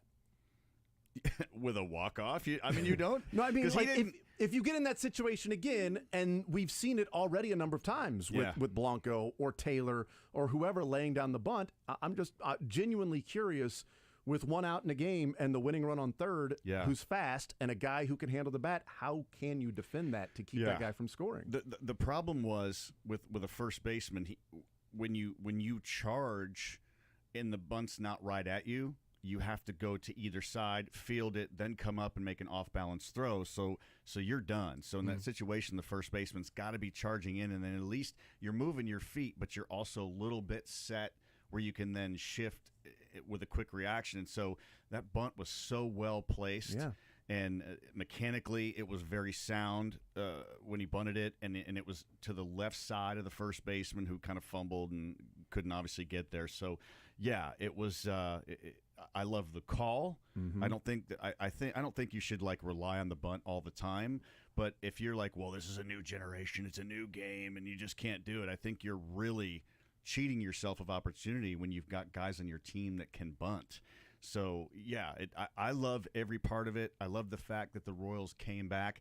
And I want to thank the Kansas City Royals right now, the players, for this post-trade, for helping us forget the first half of the season. I just want to say thank you. If people have been watching. Right. If people have been watching, well, we know they've been listening. Sometimes that's just as bad. But if they have been watching post-trade, post-All-Star game, then they have seen something different with this team. If they stopped watching, then the memories are just of the first half, which are not great. Well, then you're just fair weather, and you deserve your pain. Is that right? So this 39 and 80. Briscoe went out last night. I went to a baseball game, and it was fun. This 39 and 81 ball club handing out pain to doubters that are Royals fans. Doubters. I don't know. I don't know if that's really something that they could do. But yeah, last night was an enjoyable game. I was thinking, man, I did not know Briscoe was there. But as the game was going on, after the inside the park home run, and as Brady had got through the 6 innings of no-hit baseball, and I'm like, this would have been an awesome game to go to. This would have been a lot of fun to go to. And I didn't know Briscoe was there, you know. Well, I got an invitation that I said, you know what, I'll go ahead. Let's go to some baseball. I didn't plan the outing. It wasn't a thing I was planning my month around. And it just turned out being exactly that, which is that's the bet you make when you go to a baseball game, right? That's right. You hope you go and you see a superstar do a superstar thing. Maybe you see a face of the franchise captain type hit a bomb early on. Yeah. Maybe you see something you've never seen before.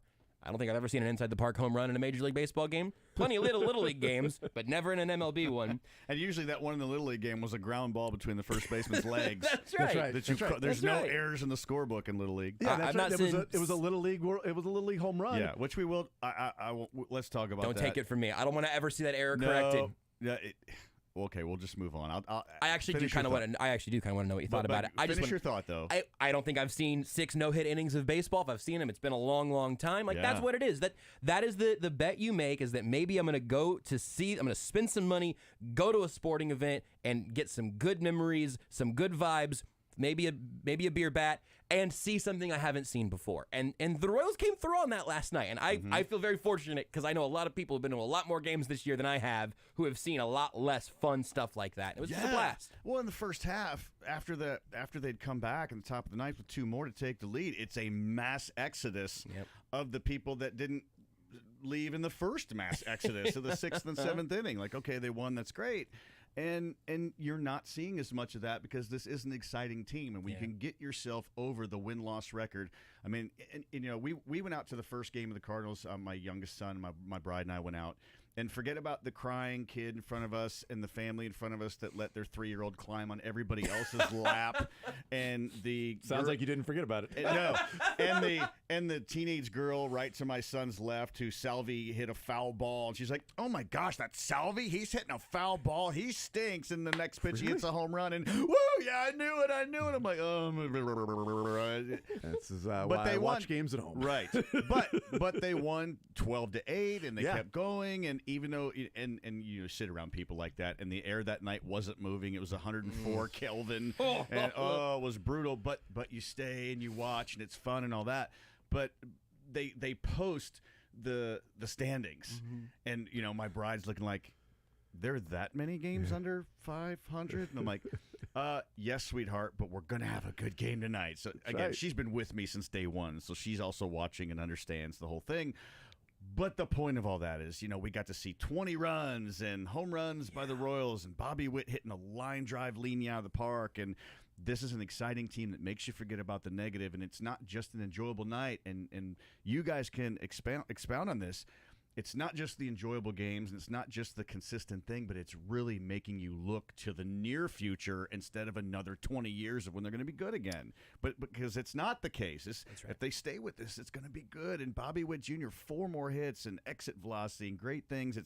This really now is a fun team, and you got to get over just continuing to look at that win-loss record. Dead silence. No, I thought that I was propping you up there. I think you did. We started the show with a look to the future with hope and a glimmer in our eye again. Yes. Well, there's a number of things with that. And we've talked at the beginning of the season when there was some nerves around Bobby Witt and what he had, the numbers he put up last year and the way he had started the season. There was certainly some concern of how he was swinging the bat and playing defense a little bit. Yeah, and carrying over from how poorly he played shortstop last year. Yeah. That it was like, okay, he looks better, but it's still early.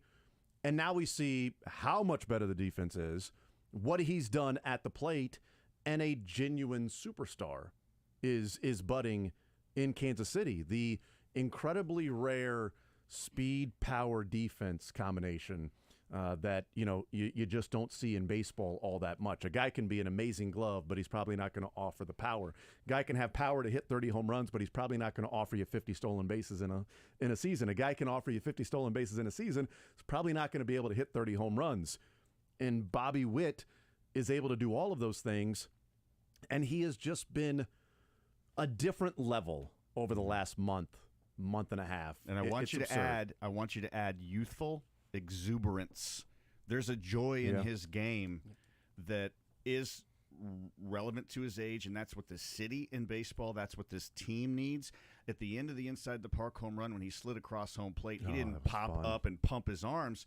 He surfed belly flop across home plate, So and his great. arms and legs for that split second were up in the air, and that smile on his face. I'm like, that's what Royals baseball should be about all the time, and that's the one of the many gifts that he has brought to Kansas City. So if you don't sign him to a 10-year deal, I'm going to fuss and whine and go fetal with my thumb in my mouth for a week. Did you see the picture that I posted of him as in mid-flight home. Oh, yeah, that's Pete Rose. It's great, man. Oh, that is it's so just good. What'd you get that off of? The TV.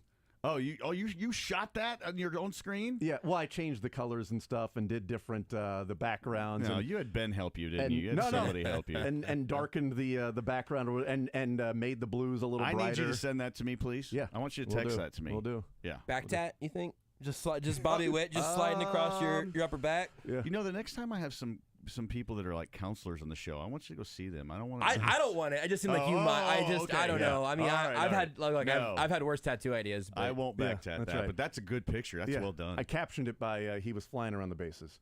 I mean, here's one thing that I find so impressive about Bobby Witt, and maybe this is just a big league thing that, and maybe it's from being around little leaguers all the time, but his ability to round second and third without looking like he actually stepped on the bag. Because so he often did that around third for sure. Around because third, the center field camera hit him, and he didn't even know. It was unbelievable. Let me rain on your parade for a moment. No, don't do it. We're going to move on. No, and I'm going to bring you back. He hesitated going to first because they're talking about 14.3 seconds. That would have been 13.3 or less because as he approached first, he slowed down because he thought the guy was going to catch it, and then he kicked it into gear. And because he was late, he was off of his steps and slightly stuttered around second.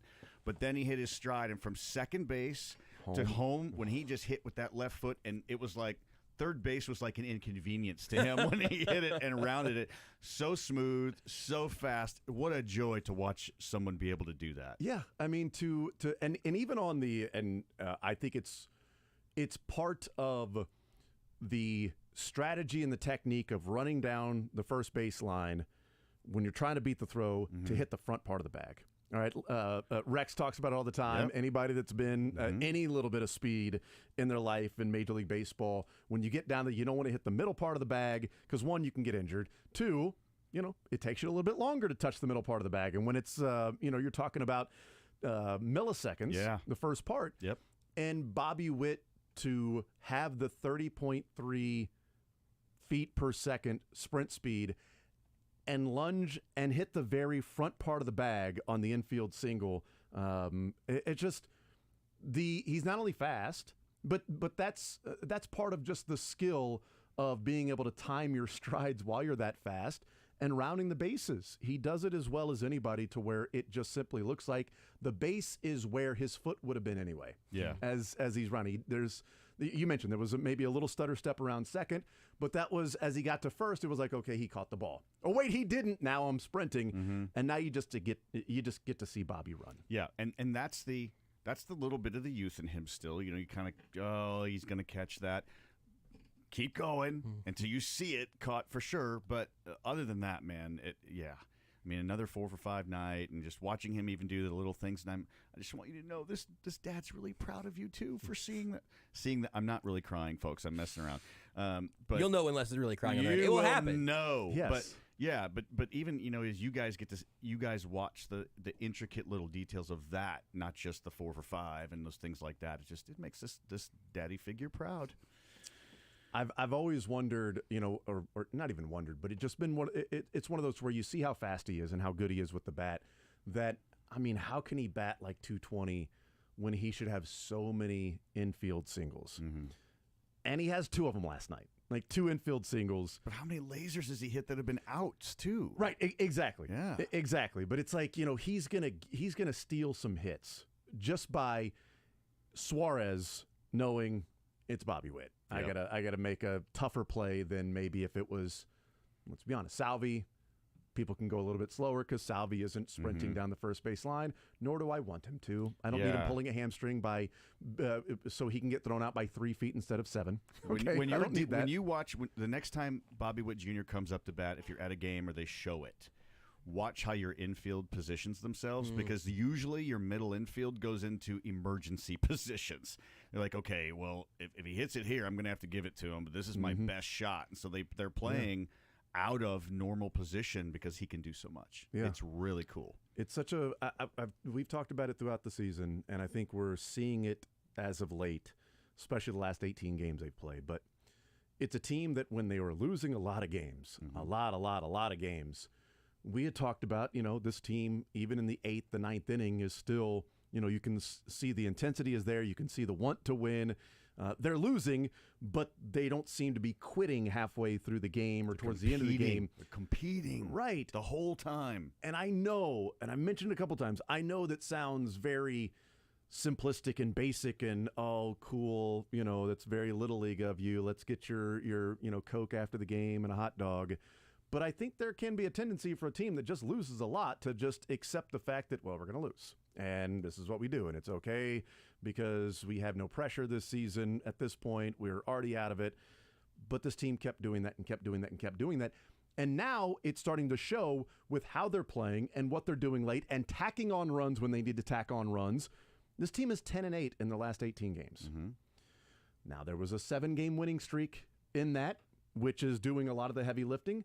But even if you take that 7-game winning streak and mix in a loss here or there, they're right around 500 in the last 18 games, and they've looked like that. Yeah. It's not a fluky 500 that's been there. And the offense has come around because in those 10 wins, only 2 times did they win a game with fewer than 5 runs. It's the offense that's doing the heavy lifting. It's also the pitching. Some starting pitching, and the bullpen has been an issue, so that's how they've had to win. Watching Backdraft all over again. Yes, but they've been able to do that. They've won a game 8-5, 10-7, 2-1. 12-8 Cardinals. Yeah, that's right. But 2-1 with Yarborough on the mound. 7-6, 4-0, 9-2, 7-5, 9-3, 12-8, 7-6. Are the ways that they're winning games. Yeah, it's amazing, and that's what getting hit in the face will get you traded. But still, it's not just you say it, but again, see, we're so prone to, or so apt to talk about the record 500, 500, 500.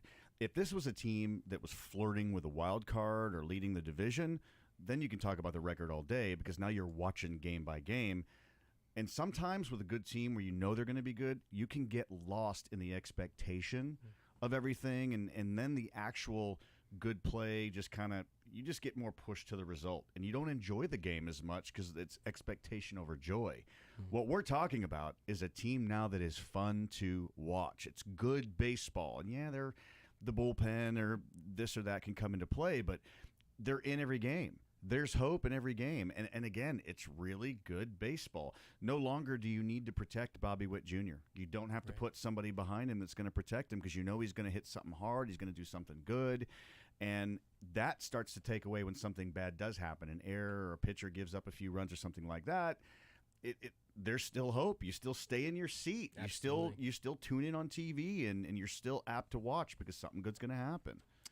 Les Norman, Breaking the Norm, presented by TruckMovers.com and First Federal Bank of Kansas City. We'll take a timeout on the other side. We'll talk to Les about Brady Singer, what he has done in his last 17 starts, and then also since the All-Star break, and then, in the last 4 or 5 starts. If you break them down in different arbitrary cutoffs, you see how much better progressively he's been this year. So I want to talk to him about that. And this team, 8-1 in the last 9 games at home. And how many core players are starting to reveal themselves with this team? We'll do that on the other side of the break. More Zone next. You're in the zone with Jason Anderson on Sports Radio 810 WHB. If you haven't checked out Greenlight Dispensary yet, I really don't know how many times I got to tell you about their 4 KC area locations, the fact that they're voted Missouri's best dispensary numerous times by the people of Missouri, that they're about cannabis with culture, that they have the highest quality standards from seed to sale. I've told you all these things many times, and I've also just told you what I enjoy about Greenlight Dispensary. It is the super-duper convenience that comes with being able to order online at greenlightdispensary.com and being able to go to a pickup window, the grab-and-go window, or hitting the drive-thru, depending on which of those locations you're going to. Order online, go through the drive-thru. It is actually as easy as that. But also, I love the ability to go in and ask the bud tenders, what's right for me? Hey, here's my experience so far. I'm not sure what this is. Give me a little education on this product, this process, or what my intended result might be. They've always been able to field those questions for me at Greenlight Dispensary. So check them out, again, online at greenlightdispensary.com. You can check out their menu, their hours, their locations, and see why Greenlight Dispensary is right for you. Chiefs fans, the champs return for the home opener.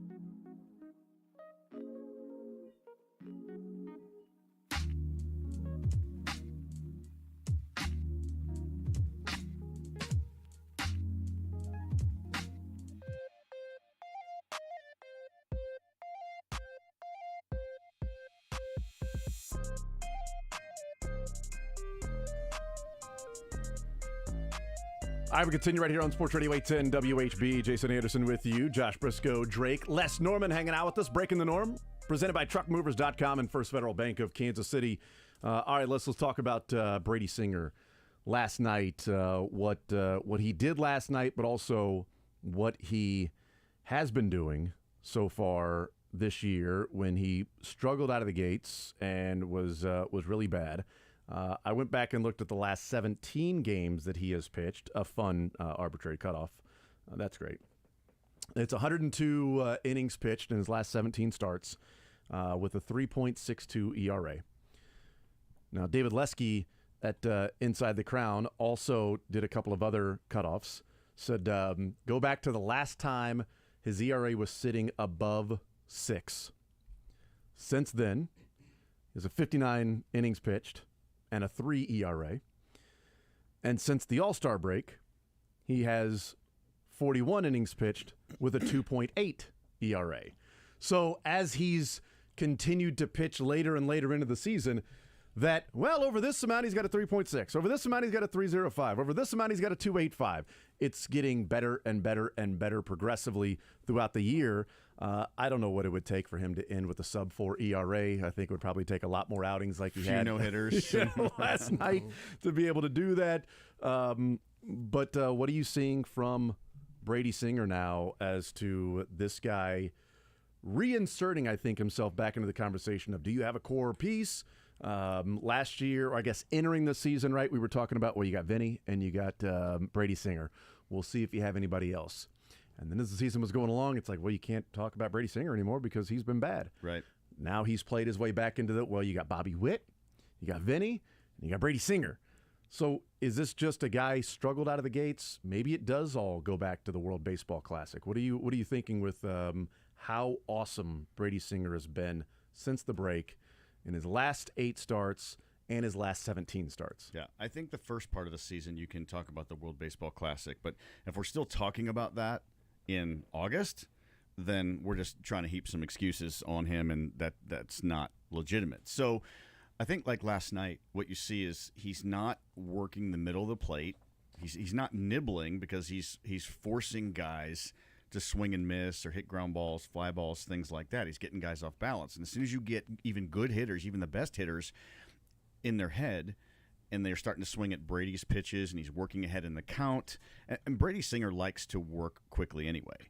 And so when you get a pitch clock involved, you're feeding right into his repertoire anyway. And so he's always going to be confident when you're in his zone, and he doesn't have to wait for hitters.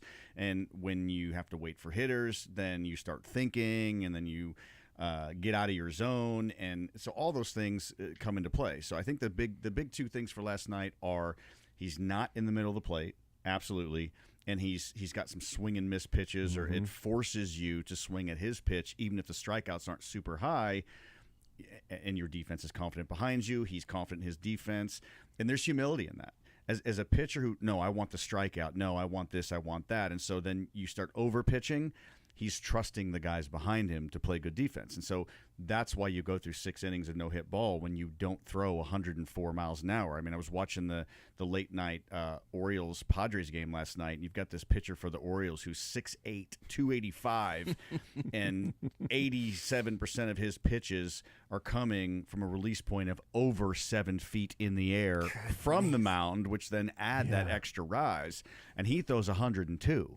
So, Brady doesn't have that, but he's got great movement. He's throwing his changeup more when he's commanding it. And so I think that's where he's starting to maybe mature.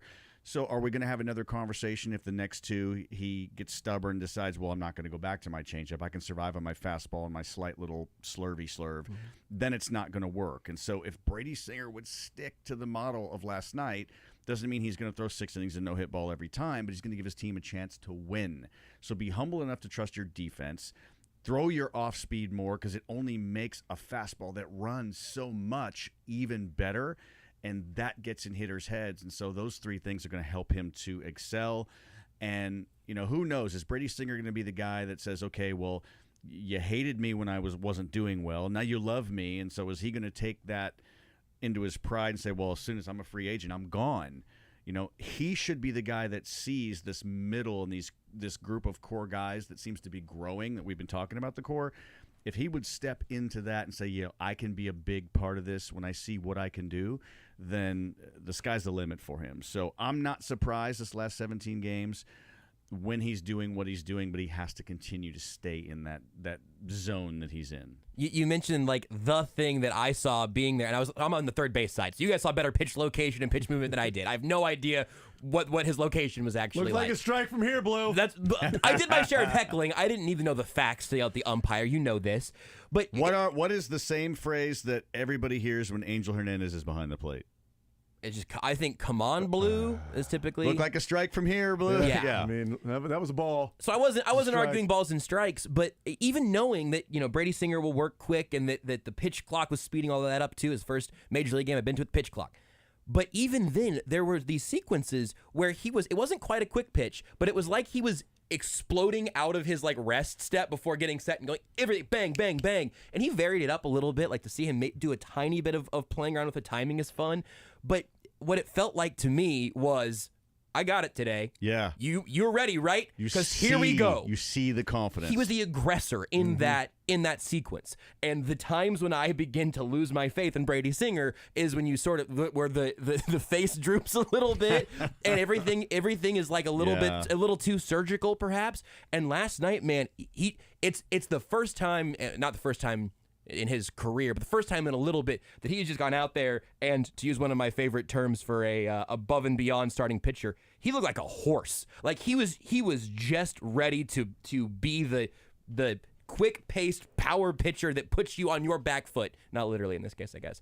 But seeing that from him with that confidence, that energy was just not just encouraging, really damn like fun. Just a fun way to watch a pitcher handle himself on the mound. I really enjoyed it. This baseball thing might be fun in person. I don't know. It's cool. And so even if during that time, if it wasn't no hit through 6 or whatever, and he gives up a hit, or there's a certain situation where it's first and third with no outs or 1 out, you're still in the game because of what you're talking about, what you're seeing from the pitcher. And I mean, now understand the average fan doesn't have the trained eye; they're not as experienced in that, but it helps us at least to be able to enjoy the game and stay in it instead of okay, there it is. Here we go. Now the gas is lit. It's going to blow up in our face. That's one of the reasons why this team is so exciting, because what you're saying, I see the same thing. There's 2 looks on his face. When it's, oh man, I got to do it, and then I'm not throwing any change-ups, forget it, and all those things. But I saw the same thing you did on his face, like as a hitter, and I'm walking up, and I see that even if I'm in a zone, but I see that, I'm like, oh, I could be in a little bit of trouble here. Yeah. And then it starts to make you think and put you on edge, and you start to guess, and then it only takes 1 pitch for him to get you. And then, okay, I will go ahead and put myself in his back pocket right now or let him live in my head. That's what you see, and that's what you're talking about, I think, and I love it. I love seeing that gear from him. And as bad as the bullpen has been, the last 3 starts for Brady Singer, he's gone at least into the 7th inning. Yeah. He's gone 8 innings, 6 2/3, and then last night 7 1/3. If you go back to his last 6 starts, 4 of those he's pitched into at least the 7th, but 3 of the 6 are into the 8th inning. 8 innings, and then 7 1/3. So, and if you think about that, we live in a generation and a day where pitchers don't go that deep. I mean, we've had some pretty cool no hitters. I mean, the Phillies no hitter, that whole story with Lorenzen, that was amazing. And I think Framber Valdez has thrown a no hitter this year, and so we're seeing no hitters. But on the majority, you just don't see guys throwing 7 and 8 innings. And when you start to do that consistently and pitch well as he's pitching, that's a big deal. It's a really big deal. Yeah, his 3 starts in August. He's got a 2 ERA with 22 innings pitched in 3 starts. So next year he's not allowed to pitch until August. Yeah, that's right. But it's almost 8 innings per outing in the last 3 outings. And to show how useful it is to have somebody like, I don't know, Brady Singer to go 7 or, into the 8th inning or something like that. The stat that was floating around last night about the number of pitches. So the first 7 innings of the game for the Royals, they threw 94 pitches. The last 2 innings, the 8th and 9th, they threw 79 pitches. Oh my gosh, man. 94 pitches through 7 innings, 79 pitches. Just as a manager. In 2 innings. 40 pitches an inning. Gosh, it's unbelievable. I mean, that's why it ended up being and it was still a 3-hour ball game. Right. I mean, that's a 3-hour, 45-minute game in years past. After the golf tournament yesterday, I was excited because, okay, now I get to go play with my boys. We've talked about it. It was the season-ending tournament for softball, and I'm like, we maybe have 3 games. We win the first 2. We're gonna have 3 softball games tonight. And like after the first game, okay, I'm kind of tired, but we won. And then the second game, we lose 11-10 in the last inning, and then now, okay, I've blown my hamstring and I'm exhausted. And oh, by the way, we've got another game to play. And I'm like, oh my God. That's what it feels like when your relievers come in and they're throwing 40 an inning. You feel like that's what the outfielders and infielders have to start feeling like, oh my gosh, you've got to be kidding me. You're like on your toes and the outfielders are exhausted and you're just frustrated. So yeah, that really is a frustrating thing. And in the future, we're really going to need to. Hernandez is really going to have to pick it up because he's too good. He's too good of a pitcher. I'm not going to rail on him because he's got too good of stuff, man. So he's just going to have to figure that out, and that's going to be a spot for the Royals that they're really going to have to focus on. If you are looking at this team the rest of the way and then going into the offseason, and we'll let you go with this one, who are the players, or how many players even, do you think the Royals can go into this offseason and say, here are players we can count on next year that we think are going to be a part of a ball club, not just, well, somebody's got to fill out the roster. No, these are good big leaguers. Singer, Witt, Pasquantino. Is that it right now for you? Nope. So who else the rest of the season are you watching to say that could join that group?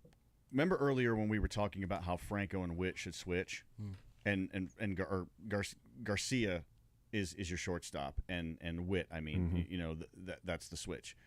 I think right now, after the way I've seen Bobby Witt Jr. play shortstop, I'm flipping. Leave them right where they're at. Leave them right where they're at. So I think your third base, Garcia, is solid. Obviously, Witt at short. And Massey, first of all, I'm like, okay, another second baseman, flash in the pan. We knew Nicky wasn't going to do it. And who knew he'd get 4 hits in his first game and get 4 RBIs and actually pitch an inning in his first game with Atlanta? Yay! It's all fun when you leave Kansas City. Woo! Got another RBI last night. No doubt. I'm happy for him, man. Yeah. That's outstanding.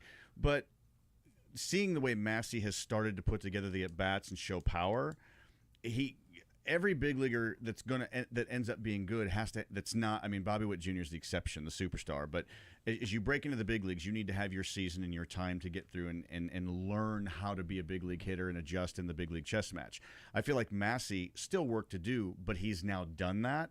And to be able to have that many at bats and still be 220, 230, 240, I think now with the confidence and with the same ability, but going into the start of a season next year, I think Massey's another guy that's going to be your second baseman. Then Vinny coming back. I think your entire infield for this team in the future is set, which is a good thing for me. And for me, and I know he's older, but him and Salvi coming back a little bit doing the catching thing, I think we're pretty good right there as you just then develop a catcher. And this is where I insert Kyle Teal and cry tear right now. I was waiting. So you were waiting. I know. I'm going to say it every time. You should. Yes, I should. I'm still bitter about that. So the only thing for me really is some starting pitching, obviously. That's a big glaring thing, and some middle relief to get some help in middle relief and have Hernandez clean it up. Now we do need another legitimate closer, and then I still need to see a little bit more from Drew Waters on the defensive side. And, yes, he's gone through a pretty good offensive streak, but if he's your center fielder, fine. He needs to improve, and we just need some good corner outfielders. So a few rotation spots, your middle relief, and corner outfielders. But for the rest of it, I think we're in really good shape. MJ Melendez, you didn't mention him? Or? I didn't because I just my 18-year-old game is like, every time I watch him swing, I know he's got power, but to see his wrist, I don't know how he doesn't break his own arms when he swings the bat. He does have an awkward swing. It's an awkward swing, but still he's legitimate. I just think there's too many flashes of brilliance and then too many downslides.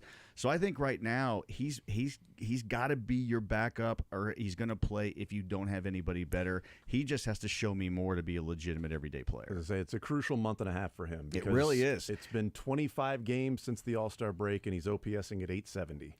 Yeah, So, but look, I mean, when he watches Nicky Lopez play, he should have hope that maybe he's going to get 4 hits a game for some other team in 2 years and be able to pitch an inning. Because if you can have the MJ Melendez since the All-Star break, you can live with the issues in the corner outfield with the defense. Because if he's going to hit 36 home runs and another 30 doubles and bat 280, yeah, I'll take some struggles in the outfield from time to time from him. He But needs to that's show consistency and Yes. improvement the rest of this way for me to say he's a part of the future. Yeah. Because you can't get emotional with a player like that who is just so inconsistent. Love the guy, but again, we're talking about a big league job, not pat on the back, he's our friend kind of thing. I mean, he has to pick it up. Yep. We don't ever have to ask Les Norman to pick it up. He's always ready to go and always bringing the heat and the energy. Les Norman, Breaking the Norm, presented by TruckMovers.com and First Federal Bank of Kansas City. Les. Was that an inside the park home run or an error? Oh, yeah, well, I didn't even ask you that. I meant to. Yeah, we got to hang on there. I love Bobby Witt Jr. I love all the stuff he did. But look, I'm an outfielder, and if that's hit to me, I'm going straight to my pitcher and saying, if they want to give me a single, that's fine. But look, he sat there. The outfielder bobbled it again when he tried to pick it up. So I'm giving single 3-base error or a 4-base error. I can't give it to you. I'm sorry, but it was still joyful. I saw, Les. Hey, I saw it inside the park home run. You asked me the question, so I definitely thought was going to be ruled you a single stay and with 3-base your little error. league home run. It's okay. You stay with it. I don't want to steal your joy. I still had the joy of experiencing it in that moment, and I will forever look back and go, I can't believe they apparently let that be a homer. Do I call you every day and tell you how to live your life? Yes. No. Yes, and I keep Maybe every I day. should. Every day I'm like, but Les, I please, don't. we can't keep doing this. I should, but I don't. So you asked me my question, but stay in your little bubble of lies and take your inside the park home run. I love it here, my little bubble of lies. There you go. Doesn't even have to have an alarm. Les just calls him in the morning to tell him how to live his life. I mean, the ball obviously got lost in the lights, but I thought the second it hit his glove. Tomorrow at 6 the fact that it a.m., hit his glove. I'm going to call you and say, hey, buddy, get up and make better choices. I might set that as a ringtone Yeah. at least. Unlike the right fielder on Monday night, try not to commit an error today there, Josh. Okay? That cost 4 different bases to be touched. I think I might just be able to, Les, we might need to get a cleaner cut on that, but if I can just make my alarm every morning, you saying, wake up and make better choices. I will think record I would. that. We will record that. I think this is a good idea. And we'll play it next week. Deal. Les, appreciate it, brother. There's Les Norman. Breaking the Norm, presented by TruckMovers.com and First Federal Bank of Kansas City. Want to see more of The Zone? Watch the show live on the Sports Radio 810 WHB Facebook, Twitter, YouTube, and Twitch. All right, I've told you about my friends over at Guaranteed Foods and how great it has been for me and my family and how happy we are with the experience, the food, the all-natural meats from Guaranteed Food, the meats, the fruits, the vegetables, over 600 restaurant-quality gourmet products, and delivered to our house and put in the Guaranteed Foods heavy-duty commercial food service center at 0 degrees consistently, and having that 180-day supply, that personal inventory on hand, has just been great. It's been a life changer for us. We have gotten time back in our life. We have been cooking more because it is easier. It is quicker. We have time with the family. We're not spending an hour and a half in the kitchen trying to make this meal. We have these awesome meals, and they are done pretty quickly. And even last night, we we had a play date actually for Jules, and so hey, chicken nuggets, chicken nuggets for the kids, go to the commercial food service center and go grab the chicken nuggets, grab some fries out of there as well, and bing bang boom, all done. The kids have their food. I had chicken sandwich, tastes just like one of those bigger fast food chicken sandwich chains that people talk about. Fries, all done.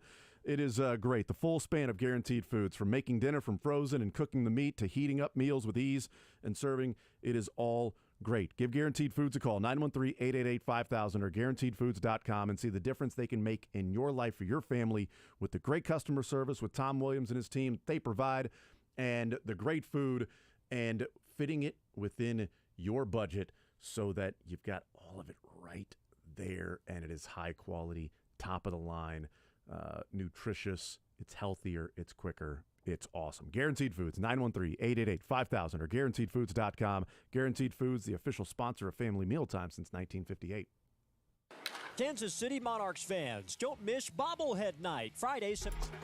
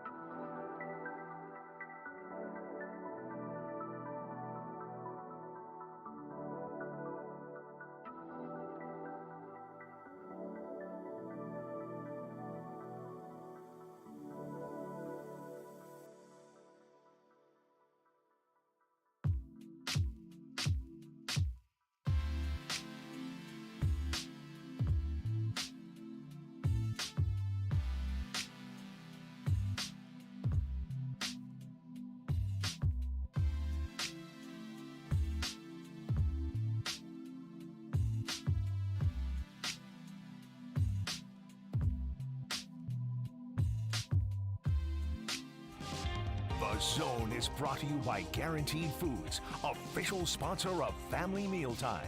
Enjoy healthier food, more free time, free delivery, and better value. Go to GuaranteedFoods.com. All right, we continue right here on Sports Radio 810 WHB. Jason Anderson with you, Josh Briscoe and Drake. We head up until 2 o'clock. One more hour to go. Chiefs with their practice and press conference earlier today means we get to talk to Adam Teicher right now here in the Zone on this Tuesday. Adam Teicher from ESPN Chiefs Insider. Adam, how are you, sir? Welcome into the show. Good, Jason. How are you guys doing today? We are doing just fine. Would be doing a lot better if it wasn't for some of the injuries and the news coming out of St. Joe today.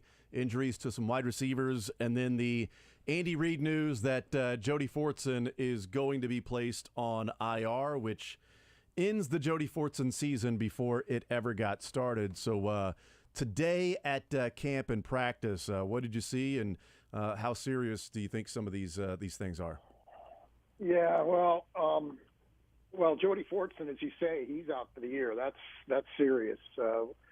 If you put someone on IR during camp, they can't come back. That's a season-ending injury for him. So sad to see. I mean, he's a guy the Chiefs basically nurtured from a baby. He came here as an undrafted free agent and sort of worked his way up from the practice squad into a guy they kind of counted on, particularly in the red zone. And now they won't have that this year. So now you're looking in terms of tight end. Do they keep three, just Kelsey and Gray and Bell, or do they keep they got a fourth, Matt Bushman? I think if you were to add up all the catches caught by all the Chiefs receivers here at camp, I bet you Matt Bushman is in the lead. And he's caught some from Mahomes. I mean, he's worked a little bit with the first unit. So I don't think he's the exact replica of Jody Fortson, but I'm wondering whether they might want to keep him as well. So that's a guy to keep an eye on, maybe on Saturday night in Arizona, you know, how he does, how much they use him, and what kind of success he has out there. In terms of wide receiver, it was, Nico Remigio, who had a big game, in New Orleans over the weekend. I think that's the most serious of today's wide receiver injuries. He was down on the field for a little while, and then they were working on him in the injury tent before they brought him up the hill and into their medical facility up here. So that one just didn't look good.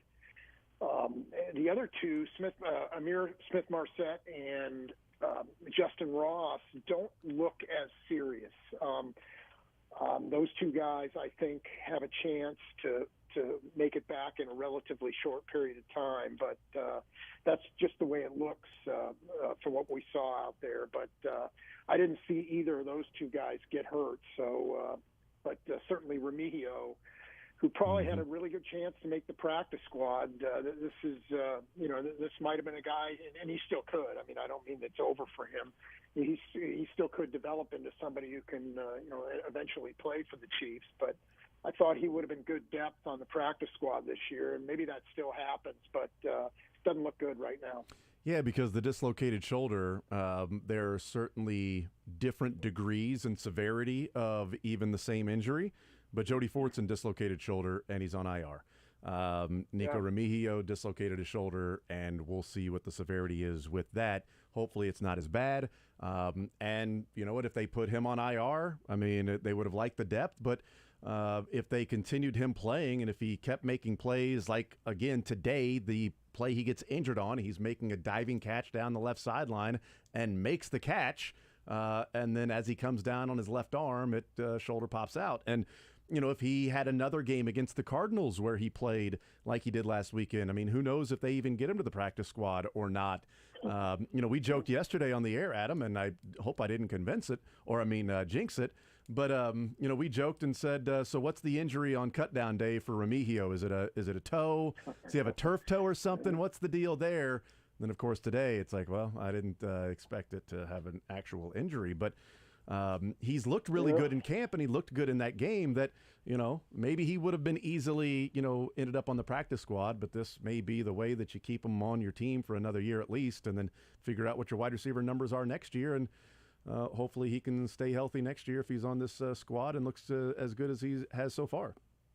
Yeah, but it's too early for the intentional injury, to keep a guy around for another year. You'd like for him to play against Arizona on Saturday and play probably again against Cleveland on the final regular season game. So I know we're just having a little fun with that right here. But in all seriousness, I think he's a guy who showed some things, but I just think the Chiefs are so deep at wide receiver. And if everybody else is healthy, I already have him keeping 7, and that's without him. So, unless you trade somebody, I just don't know how the Chiefs could afford to try to keep him.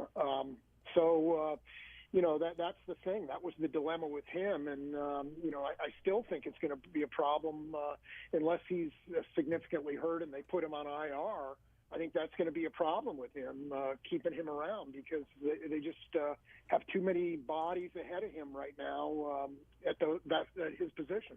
What do you think they do with the that tight end spot now that Jody Fortson is out? There have been a number of people. You mentioned Matt Bushman. There have been a number of people that have liked Matt Bushman and felt like he had a chance to make the squad anyway. And if you need somebody who's going to be more of a receiving threat like you had with Jody Fortson, maybe Bushman slides in.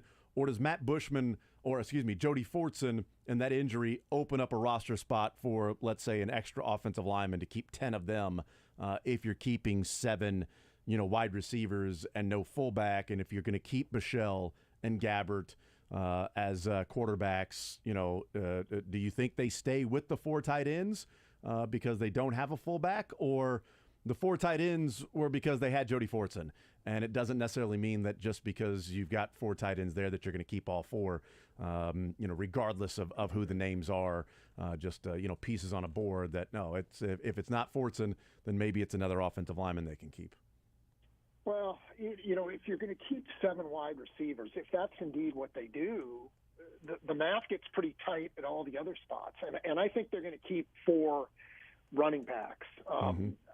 There's all this buzz about Edwards-Helaire, and let's just say the Chiefs cut or trade Clyde Edwards-Helaire and don't pick up another running back. Here's what the Chiefs have right now at running back. They have Pacheco, who has not practiced in any kind of contact mode all during camp, and looks like it's going to be a race to get him ready for the regular season. They have Jerick McKinnon, who has not done a whole lot in camp. I mean, he's done some, and he played some in New Orleans the other day, but the Chiefs are obviously backing off his workload. I don't think they're ready to ask a big workload of him. Certainly not early in the season. That I think they're being real conscious of not burning him out or wearing him down at this point in the season. And then they've got the rookie Deneric Prince, who was and you heard Andy Reid talking about him a little while ago. Yeah. Beaten down by the rigors of camp, and he kind of was occasionally they'll juggle the depth chart for a day or two, and he was down on the depth chart. I mean, he was 4th or 5th. I mean, I still think he's going to make the team, but today in practice he was way down the depth chart. So you have a rookie who's whatever term you want to use is probably not exactly right, but struggling a little bit right now. You have McKinnon, who they're pretty careful who they don't want to burn out, and they've got Pacheco, who has not done anything. How can you get rid of Clyde Edwards-Helaire right now? So if we're doing the math, I think they'll keep 3 quarterbacks. I think they'll keep 7 wide receivers. I think they'll keep 4 running backs. So that's what? 14 guys. Did I do the math right? Yeah, you got 11 that doesn't left. Leave a hole. And then so you got probably 3 at tight end and 8 on the offensive line. Now you could always go to 26 and keep 1 fewer on defense. They kept 26 on offense last year. I think they started the season with 26 offense. Yeah, and that's not unheard of. I mean, they've done that from time to time during a season as well. But generally speaking, I look for that balance of 25 and 25. So I don't know.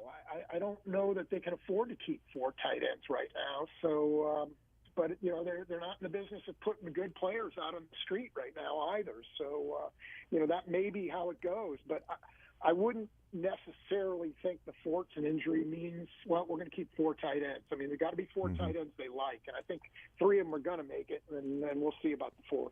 Yeah, because last year they kept a total of 5 running backs with the fullback and Michael Burton and 6 wide receivers and 3 tight ends. So that it's 9 pass catchers is what they had last year. And if they keep 7 receivers this year, and even if they only keep 3 tight ends, that's still 10 pass catchers on your team. And so that takes up for the fullback spot. But then you're also with only 9 offensive linemen at that time, which is fine because 9, sometimes 8, but typically around 9. It can get you to 25. One of the questions I would have, too, is as it then relates, and we look at this, they're keeping 3 quarterbacks. I think they are as well, but should they be examining whether or not they keep 3 quarterbacks? Whether that be, Gabbert and Bichelle, just Gabbert, just Shane Bichelle? I kind of feel like if they love Shane Bichelle enough to where they've got to keep him on the team, then I don't know the reason why you had to go out and bring in Blaine Gabbert if you like Shane Bichelle that much. Well, here's the thing about Shane Buechele. He did some good things against New Orleans the other day, but boy, he did some things that have to scare you to death. I mean, that interception at the end of the half was really a bad decision. I mean, he made some bad passes in the second half. You remember the first play of the first touchdown drive that ended with the touchdown pass to Justin Ross. He had Justin Ross wide open. Yeah, I think it was the first play of that series. Yeah, he threw it at his feet. And there was another pass. I believe it was on that drive. It might have been on the next drive to Jerry and Ely out of the backfield, where Ely was kind of open down the sideline, and he ended up getting the ball, and Ely made the catch, but he had to make a great catch, but he had to break his stride. I mean, he lost some yardage there. So there's some things you're seeing with Buechele that have to scare you if you're planning on him being your number 2 quarterback. And here's the other thing that fans don't get to see unless you're here every day. The Chiefs are consistently going with Blaine Gabbert as their number 2 quarterback. And it's not just that he's second in line behind Mahomes to get the work. He's getting a lot more snaps than Buechele is. They did a full team drill today. It consisted of, I think, 18, 20 plays, somewhere in that neighborhood. And it was almost all Mahomes and Gabbert. Buechele got 2 snaps at the end. And that's not – Andy Reid is not in the business of wasting his snaps. He's not giving – all those snaps to Blaine Gabbert now to cut him. I mean, and they're starting to get into regular season mode a little bit in that regard here. They get a little more serious about less about evaluation and more about getting guys ready for the season. This is kind of where, after the first preseason game, that's kind of where that starts. And that pendulum starts to swing a little bit. So I just don't see it. Now, do they just go with Mahomes and Gabbert? That's a different question. They would have to. Yeah. They would have to see something and say in Buechele, well, we've seen enough, and it's not going to happen with him. And I don't know that they're at that point yet. So that's an interesting question, and that certainly is a place they could free up another roster spot, no doubt about it. Well, and the question I would have is, if they get down to, okay, they keep 9 offensive linemen. Well, what if they want to keep 10 offensive linemen, which they can keep 10 offensive linemen. If they keep 2 quarterbacks, 4 running backs, 7 wide receivers, 3 tight ends, you can keep 10 offensive linemen and still end up with 25. So if they end up doing that, you've got the 5 starters, and then Wanya Morris, Nick Allegretti's the backup center, so he ain't going anywhere either.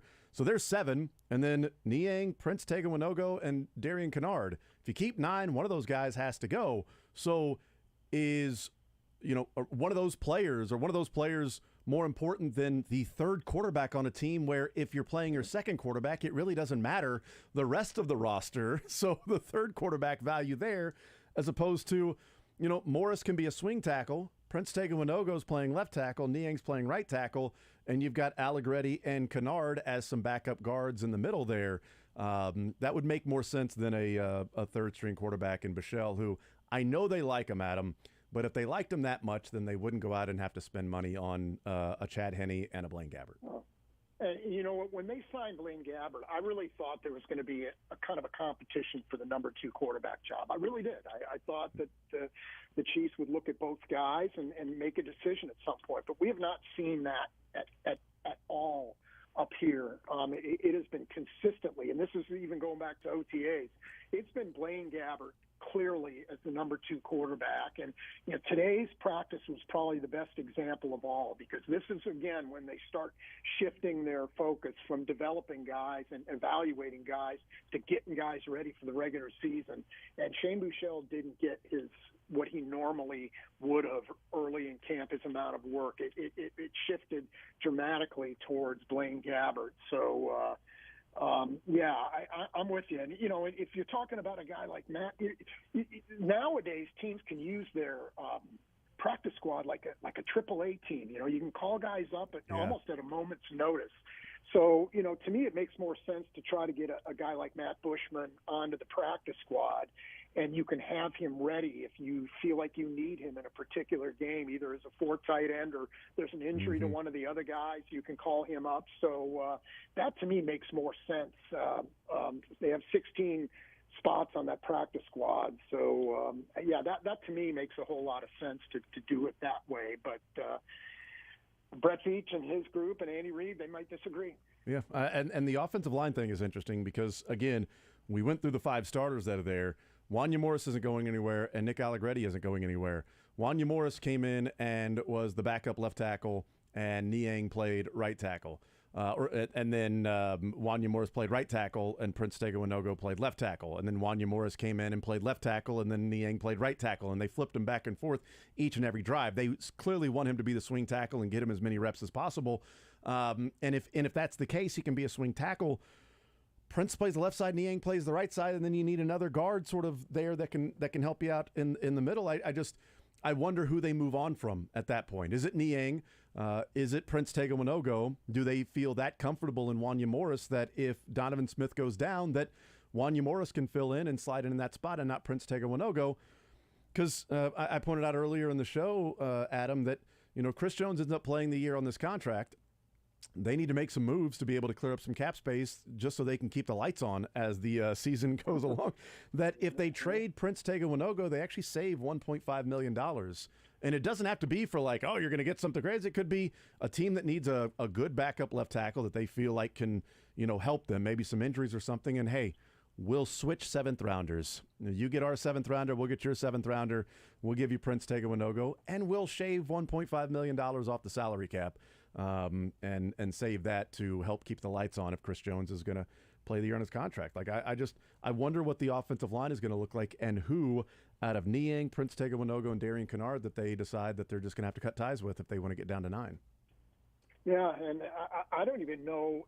They may have to go with 8 because of all these injuries now at receiver and what's Kadarius Toney's situation, and they may end up going with 8 on the offensive line right now.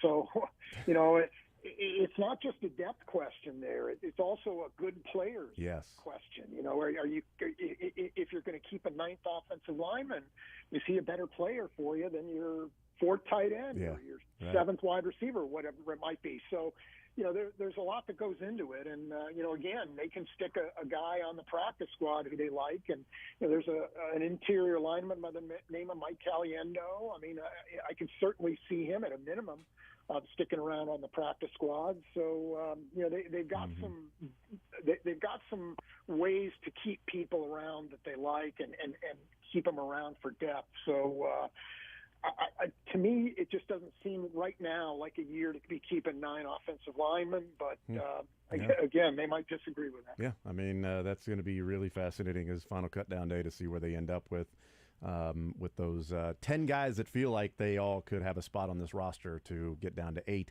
if that's the numbers crunch that they get into. Adam Teicher from ESPN is our guest. We'll take a timeout. We'll come back. We'll get Adam's observations from preseason game number 1, and then moving forward into preseason game number 2.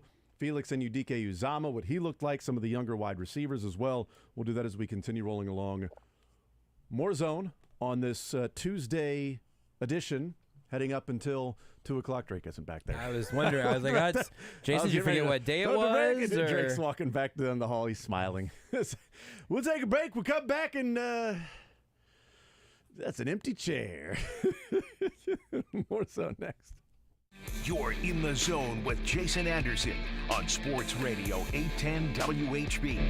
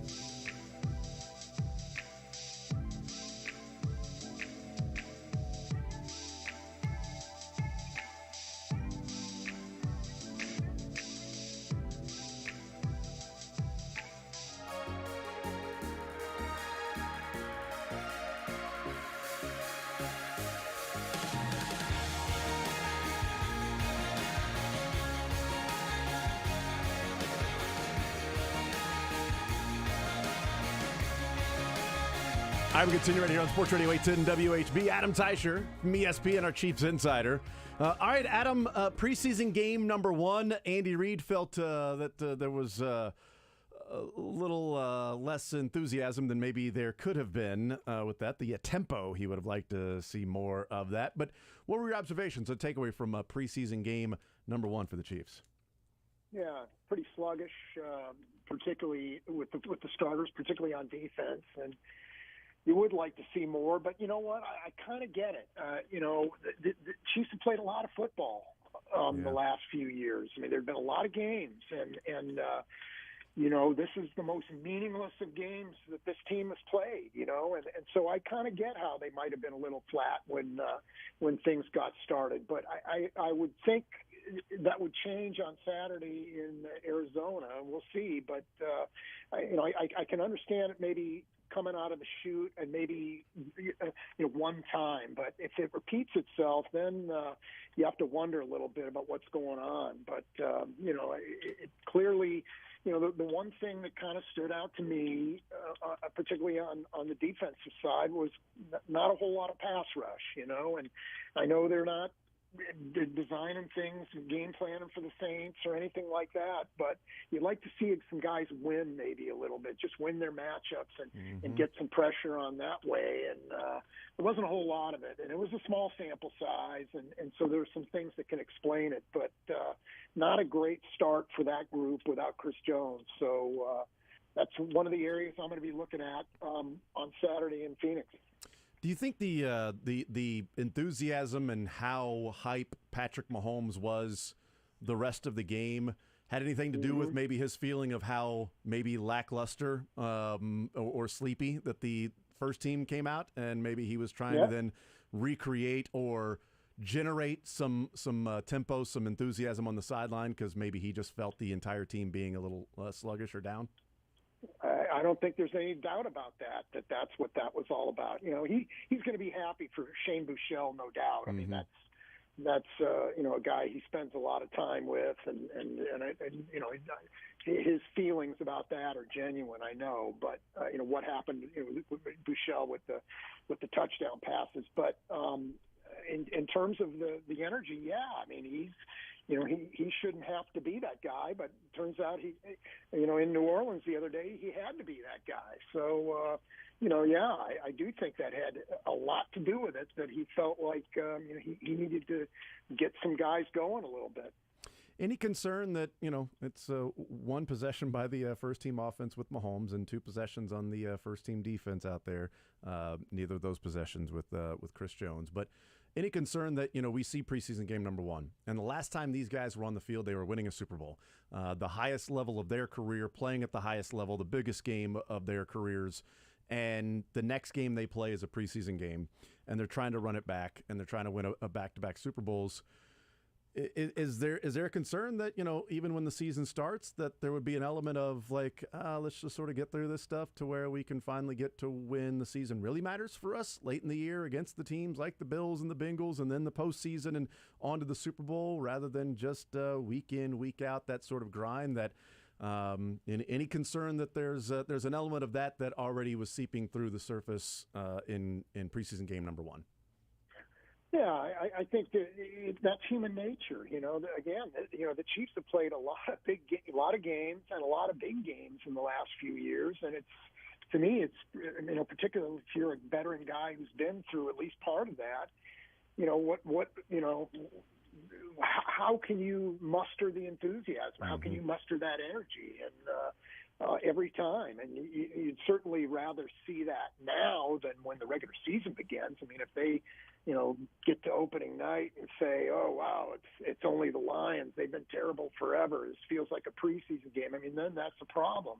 I don't think that'll be the case, though. I think they'll be ready to go. And but this was unusual. I mean, this is not like them. They haven't always played well in the preseason or started the preseason well, but this was it was hard to recognize. It really was. And particularly going back to the defense, they've been they've finished better in most years than they started defensively. You wonder whether this is a sign that we should be taking this as a sign that things are going to be a little bit rough out of the box for the Chiefs defensively. That's kind of how they've been under Spagnuolo: start slowly and finish the year in a better place than they started it, and that's what you want.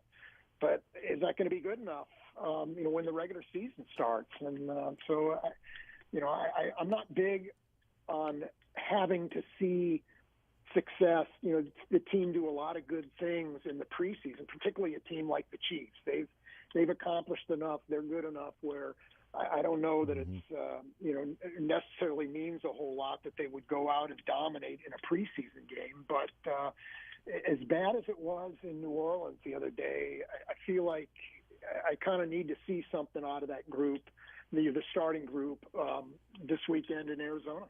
What's your analysis of the amount of blitzes that Steve Spagnuolo brought? Was it that it's an admission that the pass rush is not going to be there, that they're going to have to generate that from different areas, or is it an element of trying to get a look at different guys and see what they do in their blitz? Shamari Connor blitzing, Nick Bolton blitzing. He dropped on a few of those blitzes. FAU played in coverage once. George Karlaftis dropped a couple of times. Omenahu dropped as well. Is there an element of bringing all those different blitzes to see what those guys can do? What's your analysis of how often the Chiefs blitzed against the Saints? Yeah, I think there's no doubt it was that he wants to get a look at guys in certain roles and figure out what he can do with them in a game and what he can't.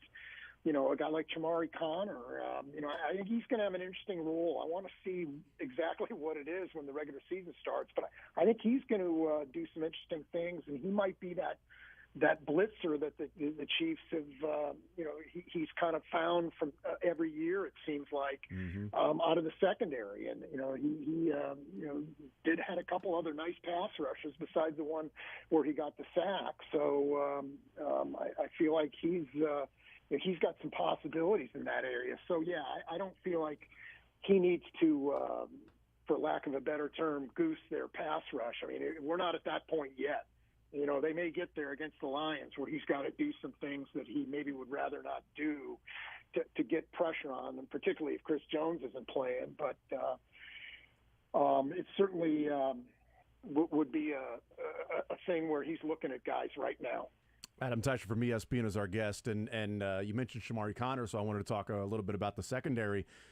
Camp to games translation, we saw in the game. I haven't been up at camp, so I haven't been able to watch some of those things, but we've certainly talked, you and I have, about Echo Boydo, and we've heard Steve Spagnuolo talk about Echo Boydo. There hasn't been a whole lot of talk about Khalif Lacy, and he looked really good in the game, and he was coming up and tackling. He looked like he was in position when he was covering guys. He had the really good interception. That's a tough catch and a tough interception. He had that.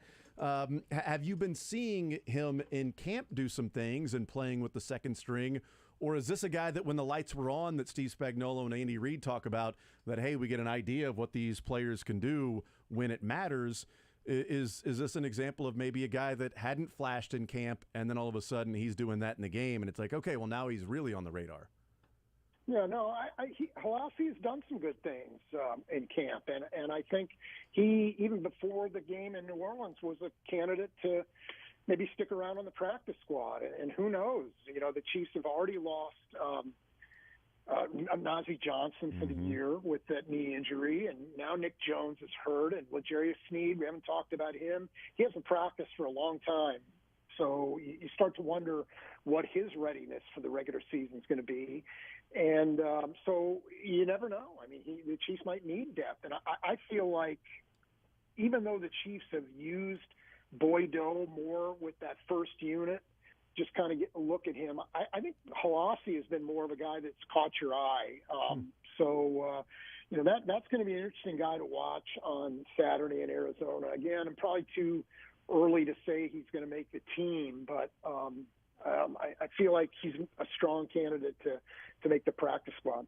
Did we get Adam Teicher is our guest from ESPN. Did we get an idea of what Steve Spagnuolo sees in Felix and Udike-Uzomah? Whereas, a year ago, Karlaftis was viewed as, look, man, you're probably going to need to be a starting defensive end, an edge player that's going to be a 3-down lineman, and we need you to stop the run, set the edge, get after the quarterback when need be. We can move some things around, but you'll have more responsibility as a first-year guy, whereas not necessarily the view for Felix and Udike Uzama this year that, maybe it's more of we need you to rush the passer. Did we get an early indication of at least what Spagnuolo thinks that he can do? While overall he came in with the third-string defense, did Felix, but with the first team, he came in on a 3rd and 4 and a 3rd and 8 in passing situations to at least rush the passer. Is that an indication early on of Spagnuolo, whether or not FAU can play all 3 downs, but there's at least a feel and a confidence that he can rush the passer?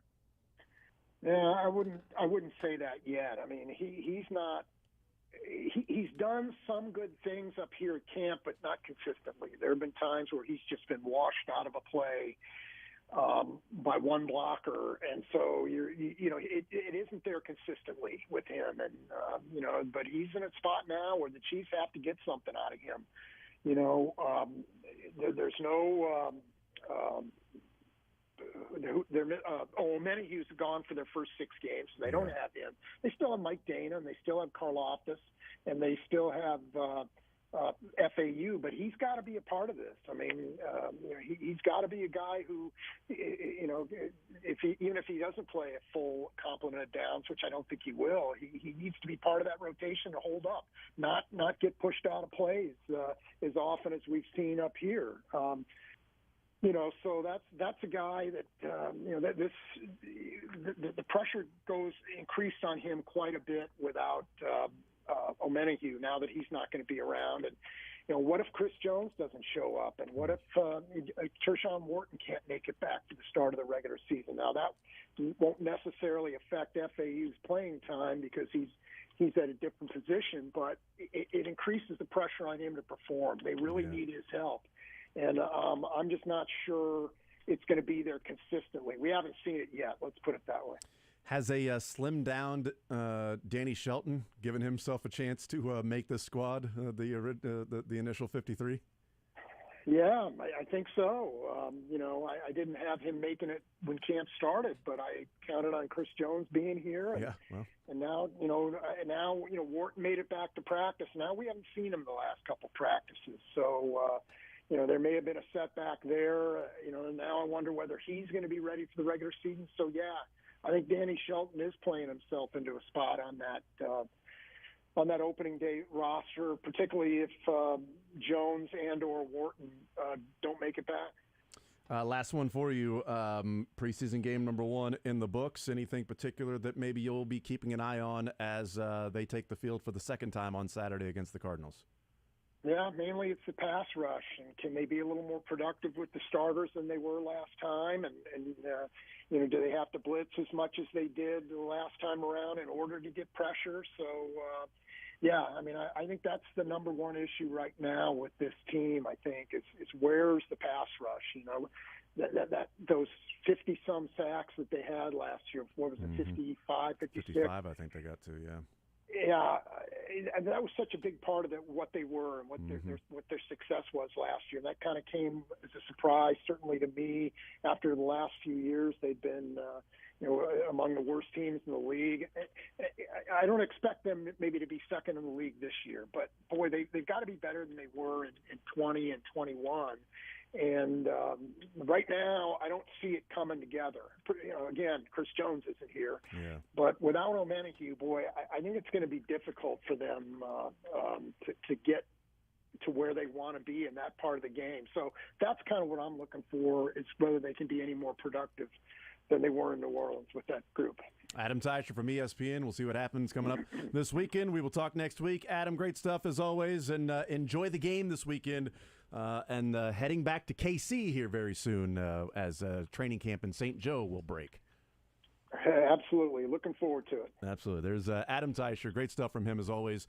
From ESPN, Chiefs Insider. And, just a couple of days left for the Chiefs in St. Joe tomorrow and I believe Thursday, the final practice for the Chiefs in St. Joe. Friday we'll have the day off. And Saturday they will play, travel day. Saturday they will play against the Cardinals, head back to Kansas City to then continue training camp in Kansas City. So just a couple of days left there in St. Joe. We will take a timeout. We'll come back. We'll continue rolling. Wrap up the show coming up on the other side of the break, heading up until 2 o'clock. It's The Zone on Sports Radio 810 WHB. Want to see more of The Zone? Watch the show live on the Sports Radio 810 WHB Facebook.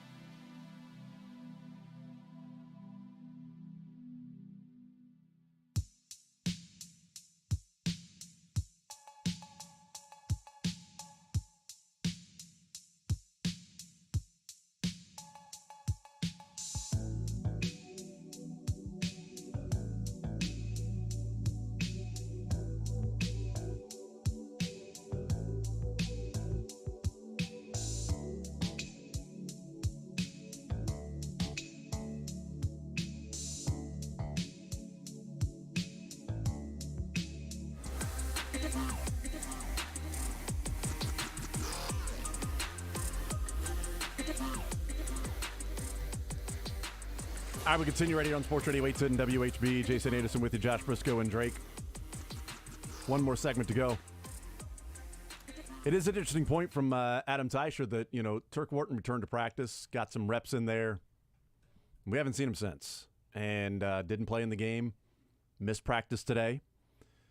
So, is that part of the plan for Turk Wharton, that it was you'd bring him back slowly, then you get him out there with some live reps, then you dial him back a little bit and make sure that knee is responding the way that you want it to respond when he's got some actual football plays underneath his belt.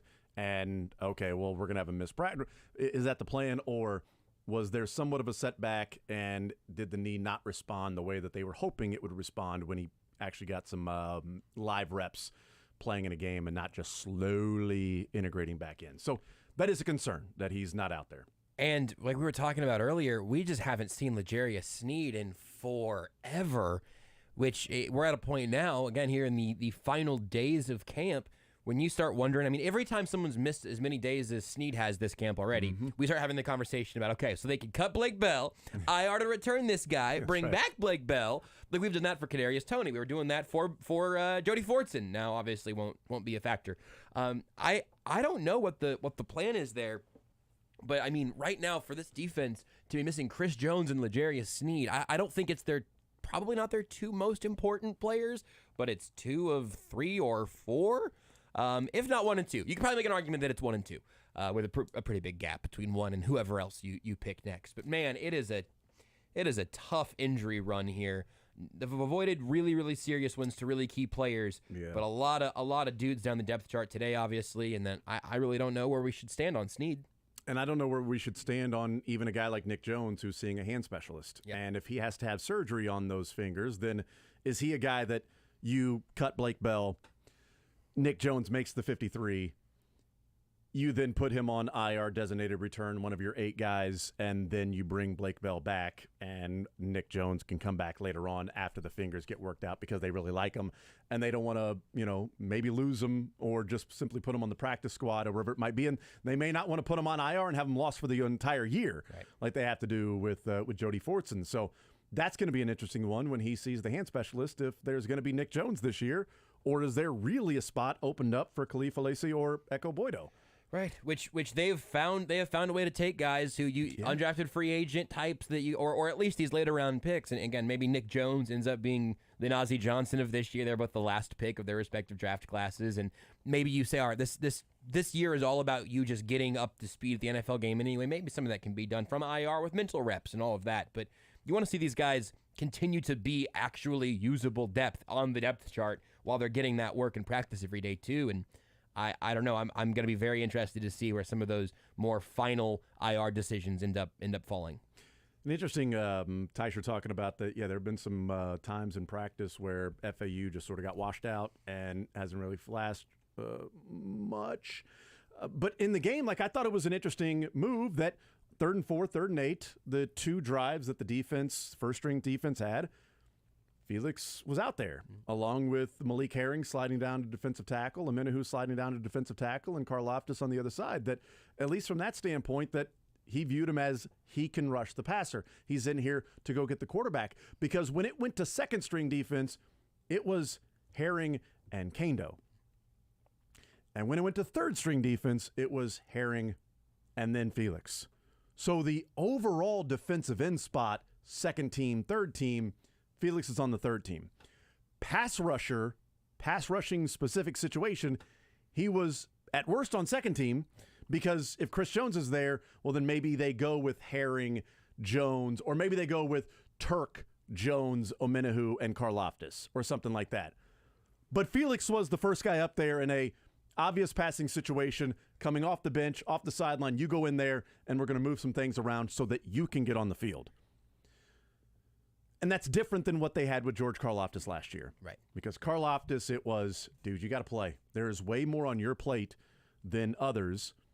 And they're both drafted in roughly the same spot, just different skill sets and different responsibilities in their first year. I think the Chiefs would have been in more of a world of hurt if last year Enudike Uzama was the draft pick and Karlaftis this year. I think you're right. Because they needed more of a Karlaftis last year. They need somebody to rush the passer this year. So it can certainly work out in their different skill sets that Felix can have an impact without playing all of the snaps that Karlaftis had to play and was good enough to play. Right. He wasn't just out there because Kando's rookie year when there were so many injuries and Kando had to play, and it was awful. Yeah, it's bad. That wasn't Karlaftis. He played because he was good enough to play. And he was able to do some of those mandatory things, which is why, at least one good run defense rep from FAU against the Saints is really encouraging. You say, all right, he was able to run this dude back into the play, and that's a spark there. But I think that using the word responsibilities is a good way to do it for what these guys are going to be expected to do. Because for Felix, if all you do is see him on the field in obvious passing situations, certainly, let's say for the first 8 weeks of the season, that feels like I would predict more or less that to happen, right? If all you do is see him out there, and again, now I guess Minihue changes that a little bit, but if all you do is see him out there in pretty obvious passing situations for the most part, as a player they are deploying for certain situations, that's not a horrible harbinger of things to come. It doesn't mean that his NFL career is going to entirely be that, but it's, hey, that's how he can contribute right now. We'll use it that way right now. Karlaftis can sit over there and just eat snaps all day. Yeah. And hopefully offensive linemen and quarterbacks. Yes. That he'll eat those as well.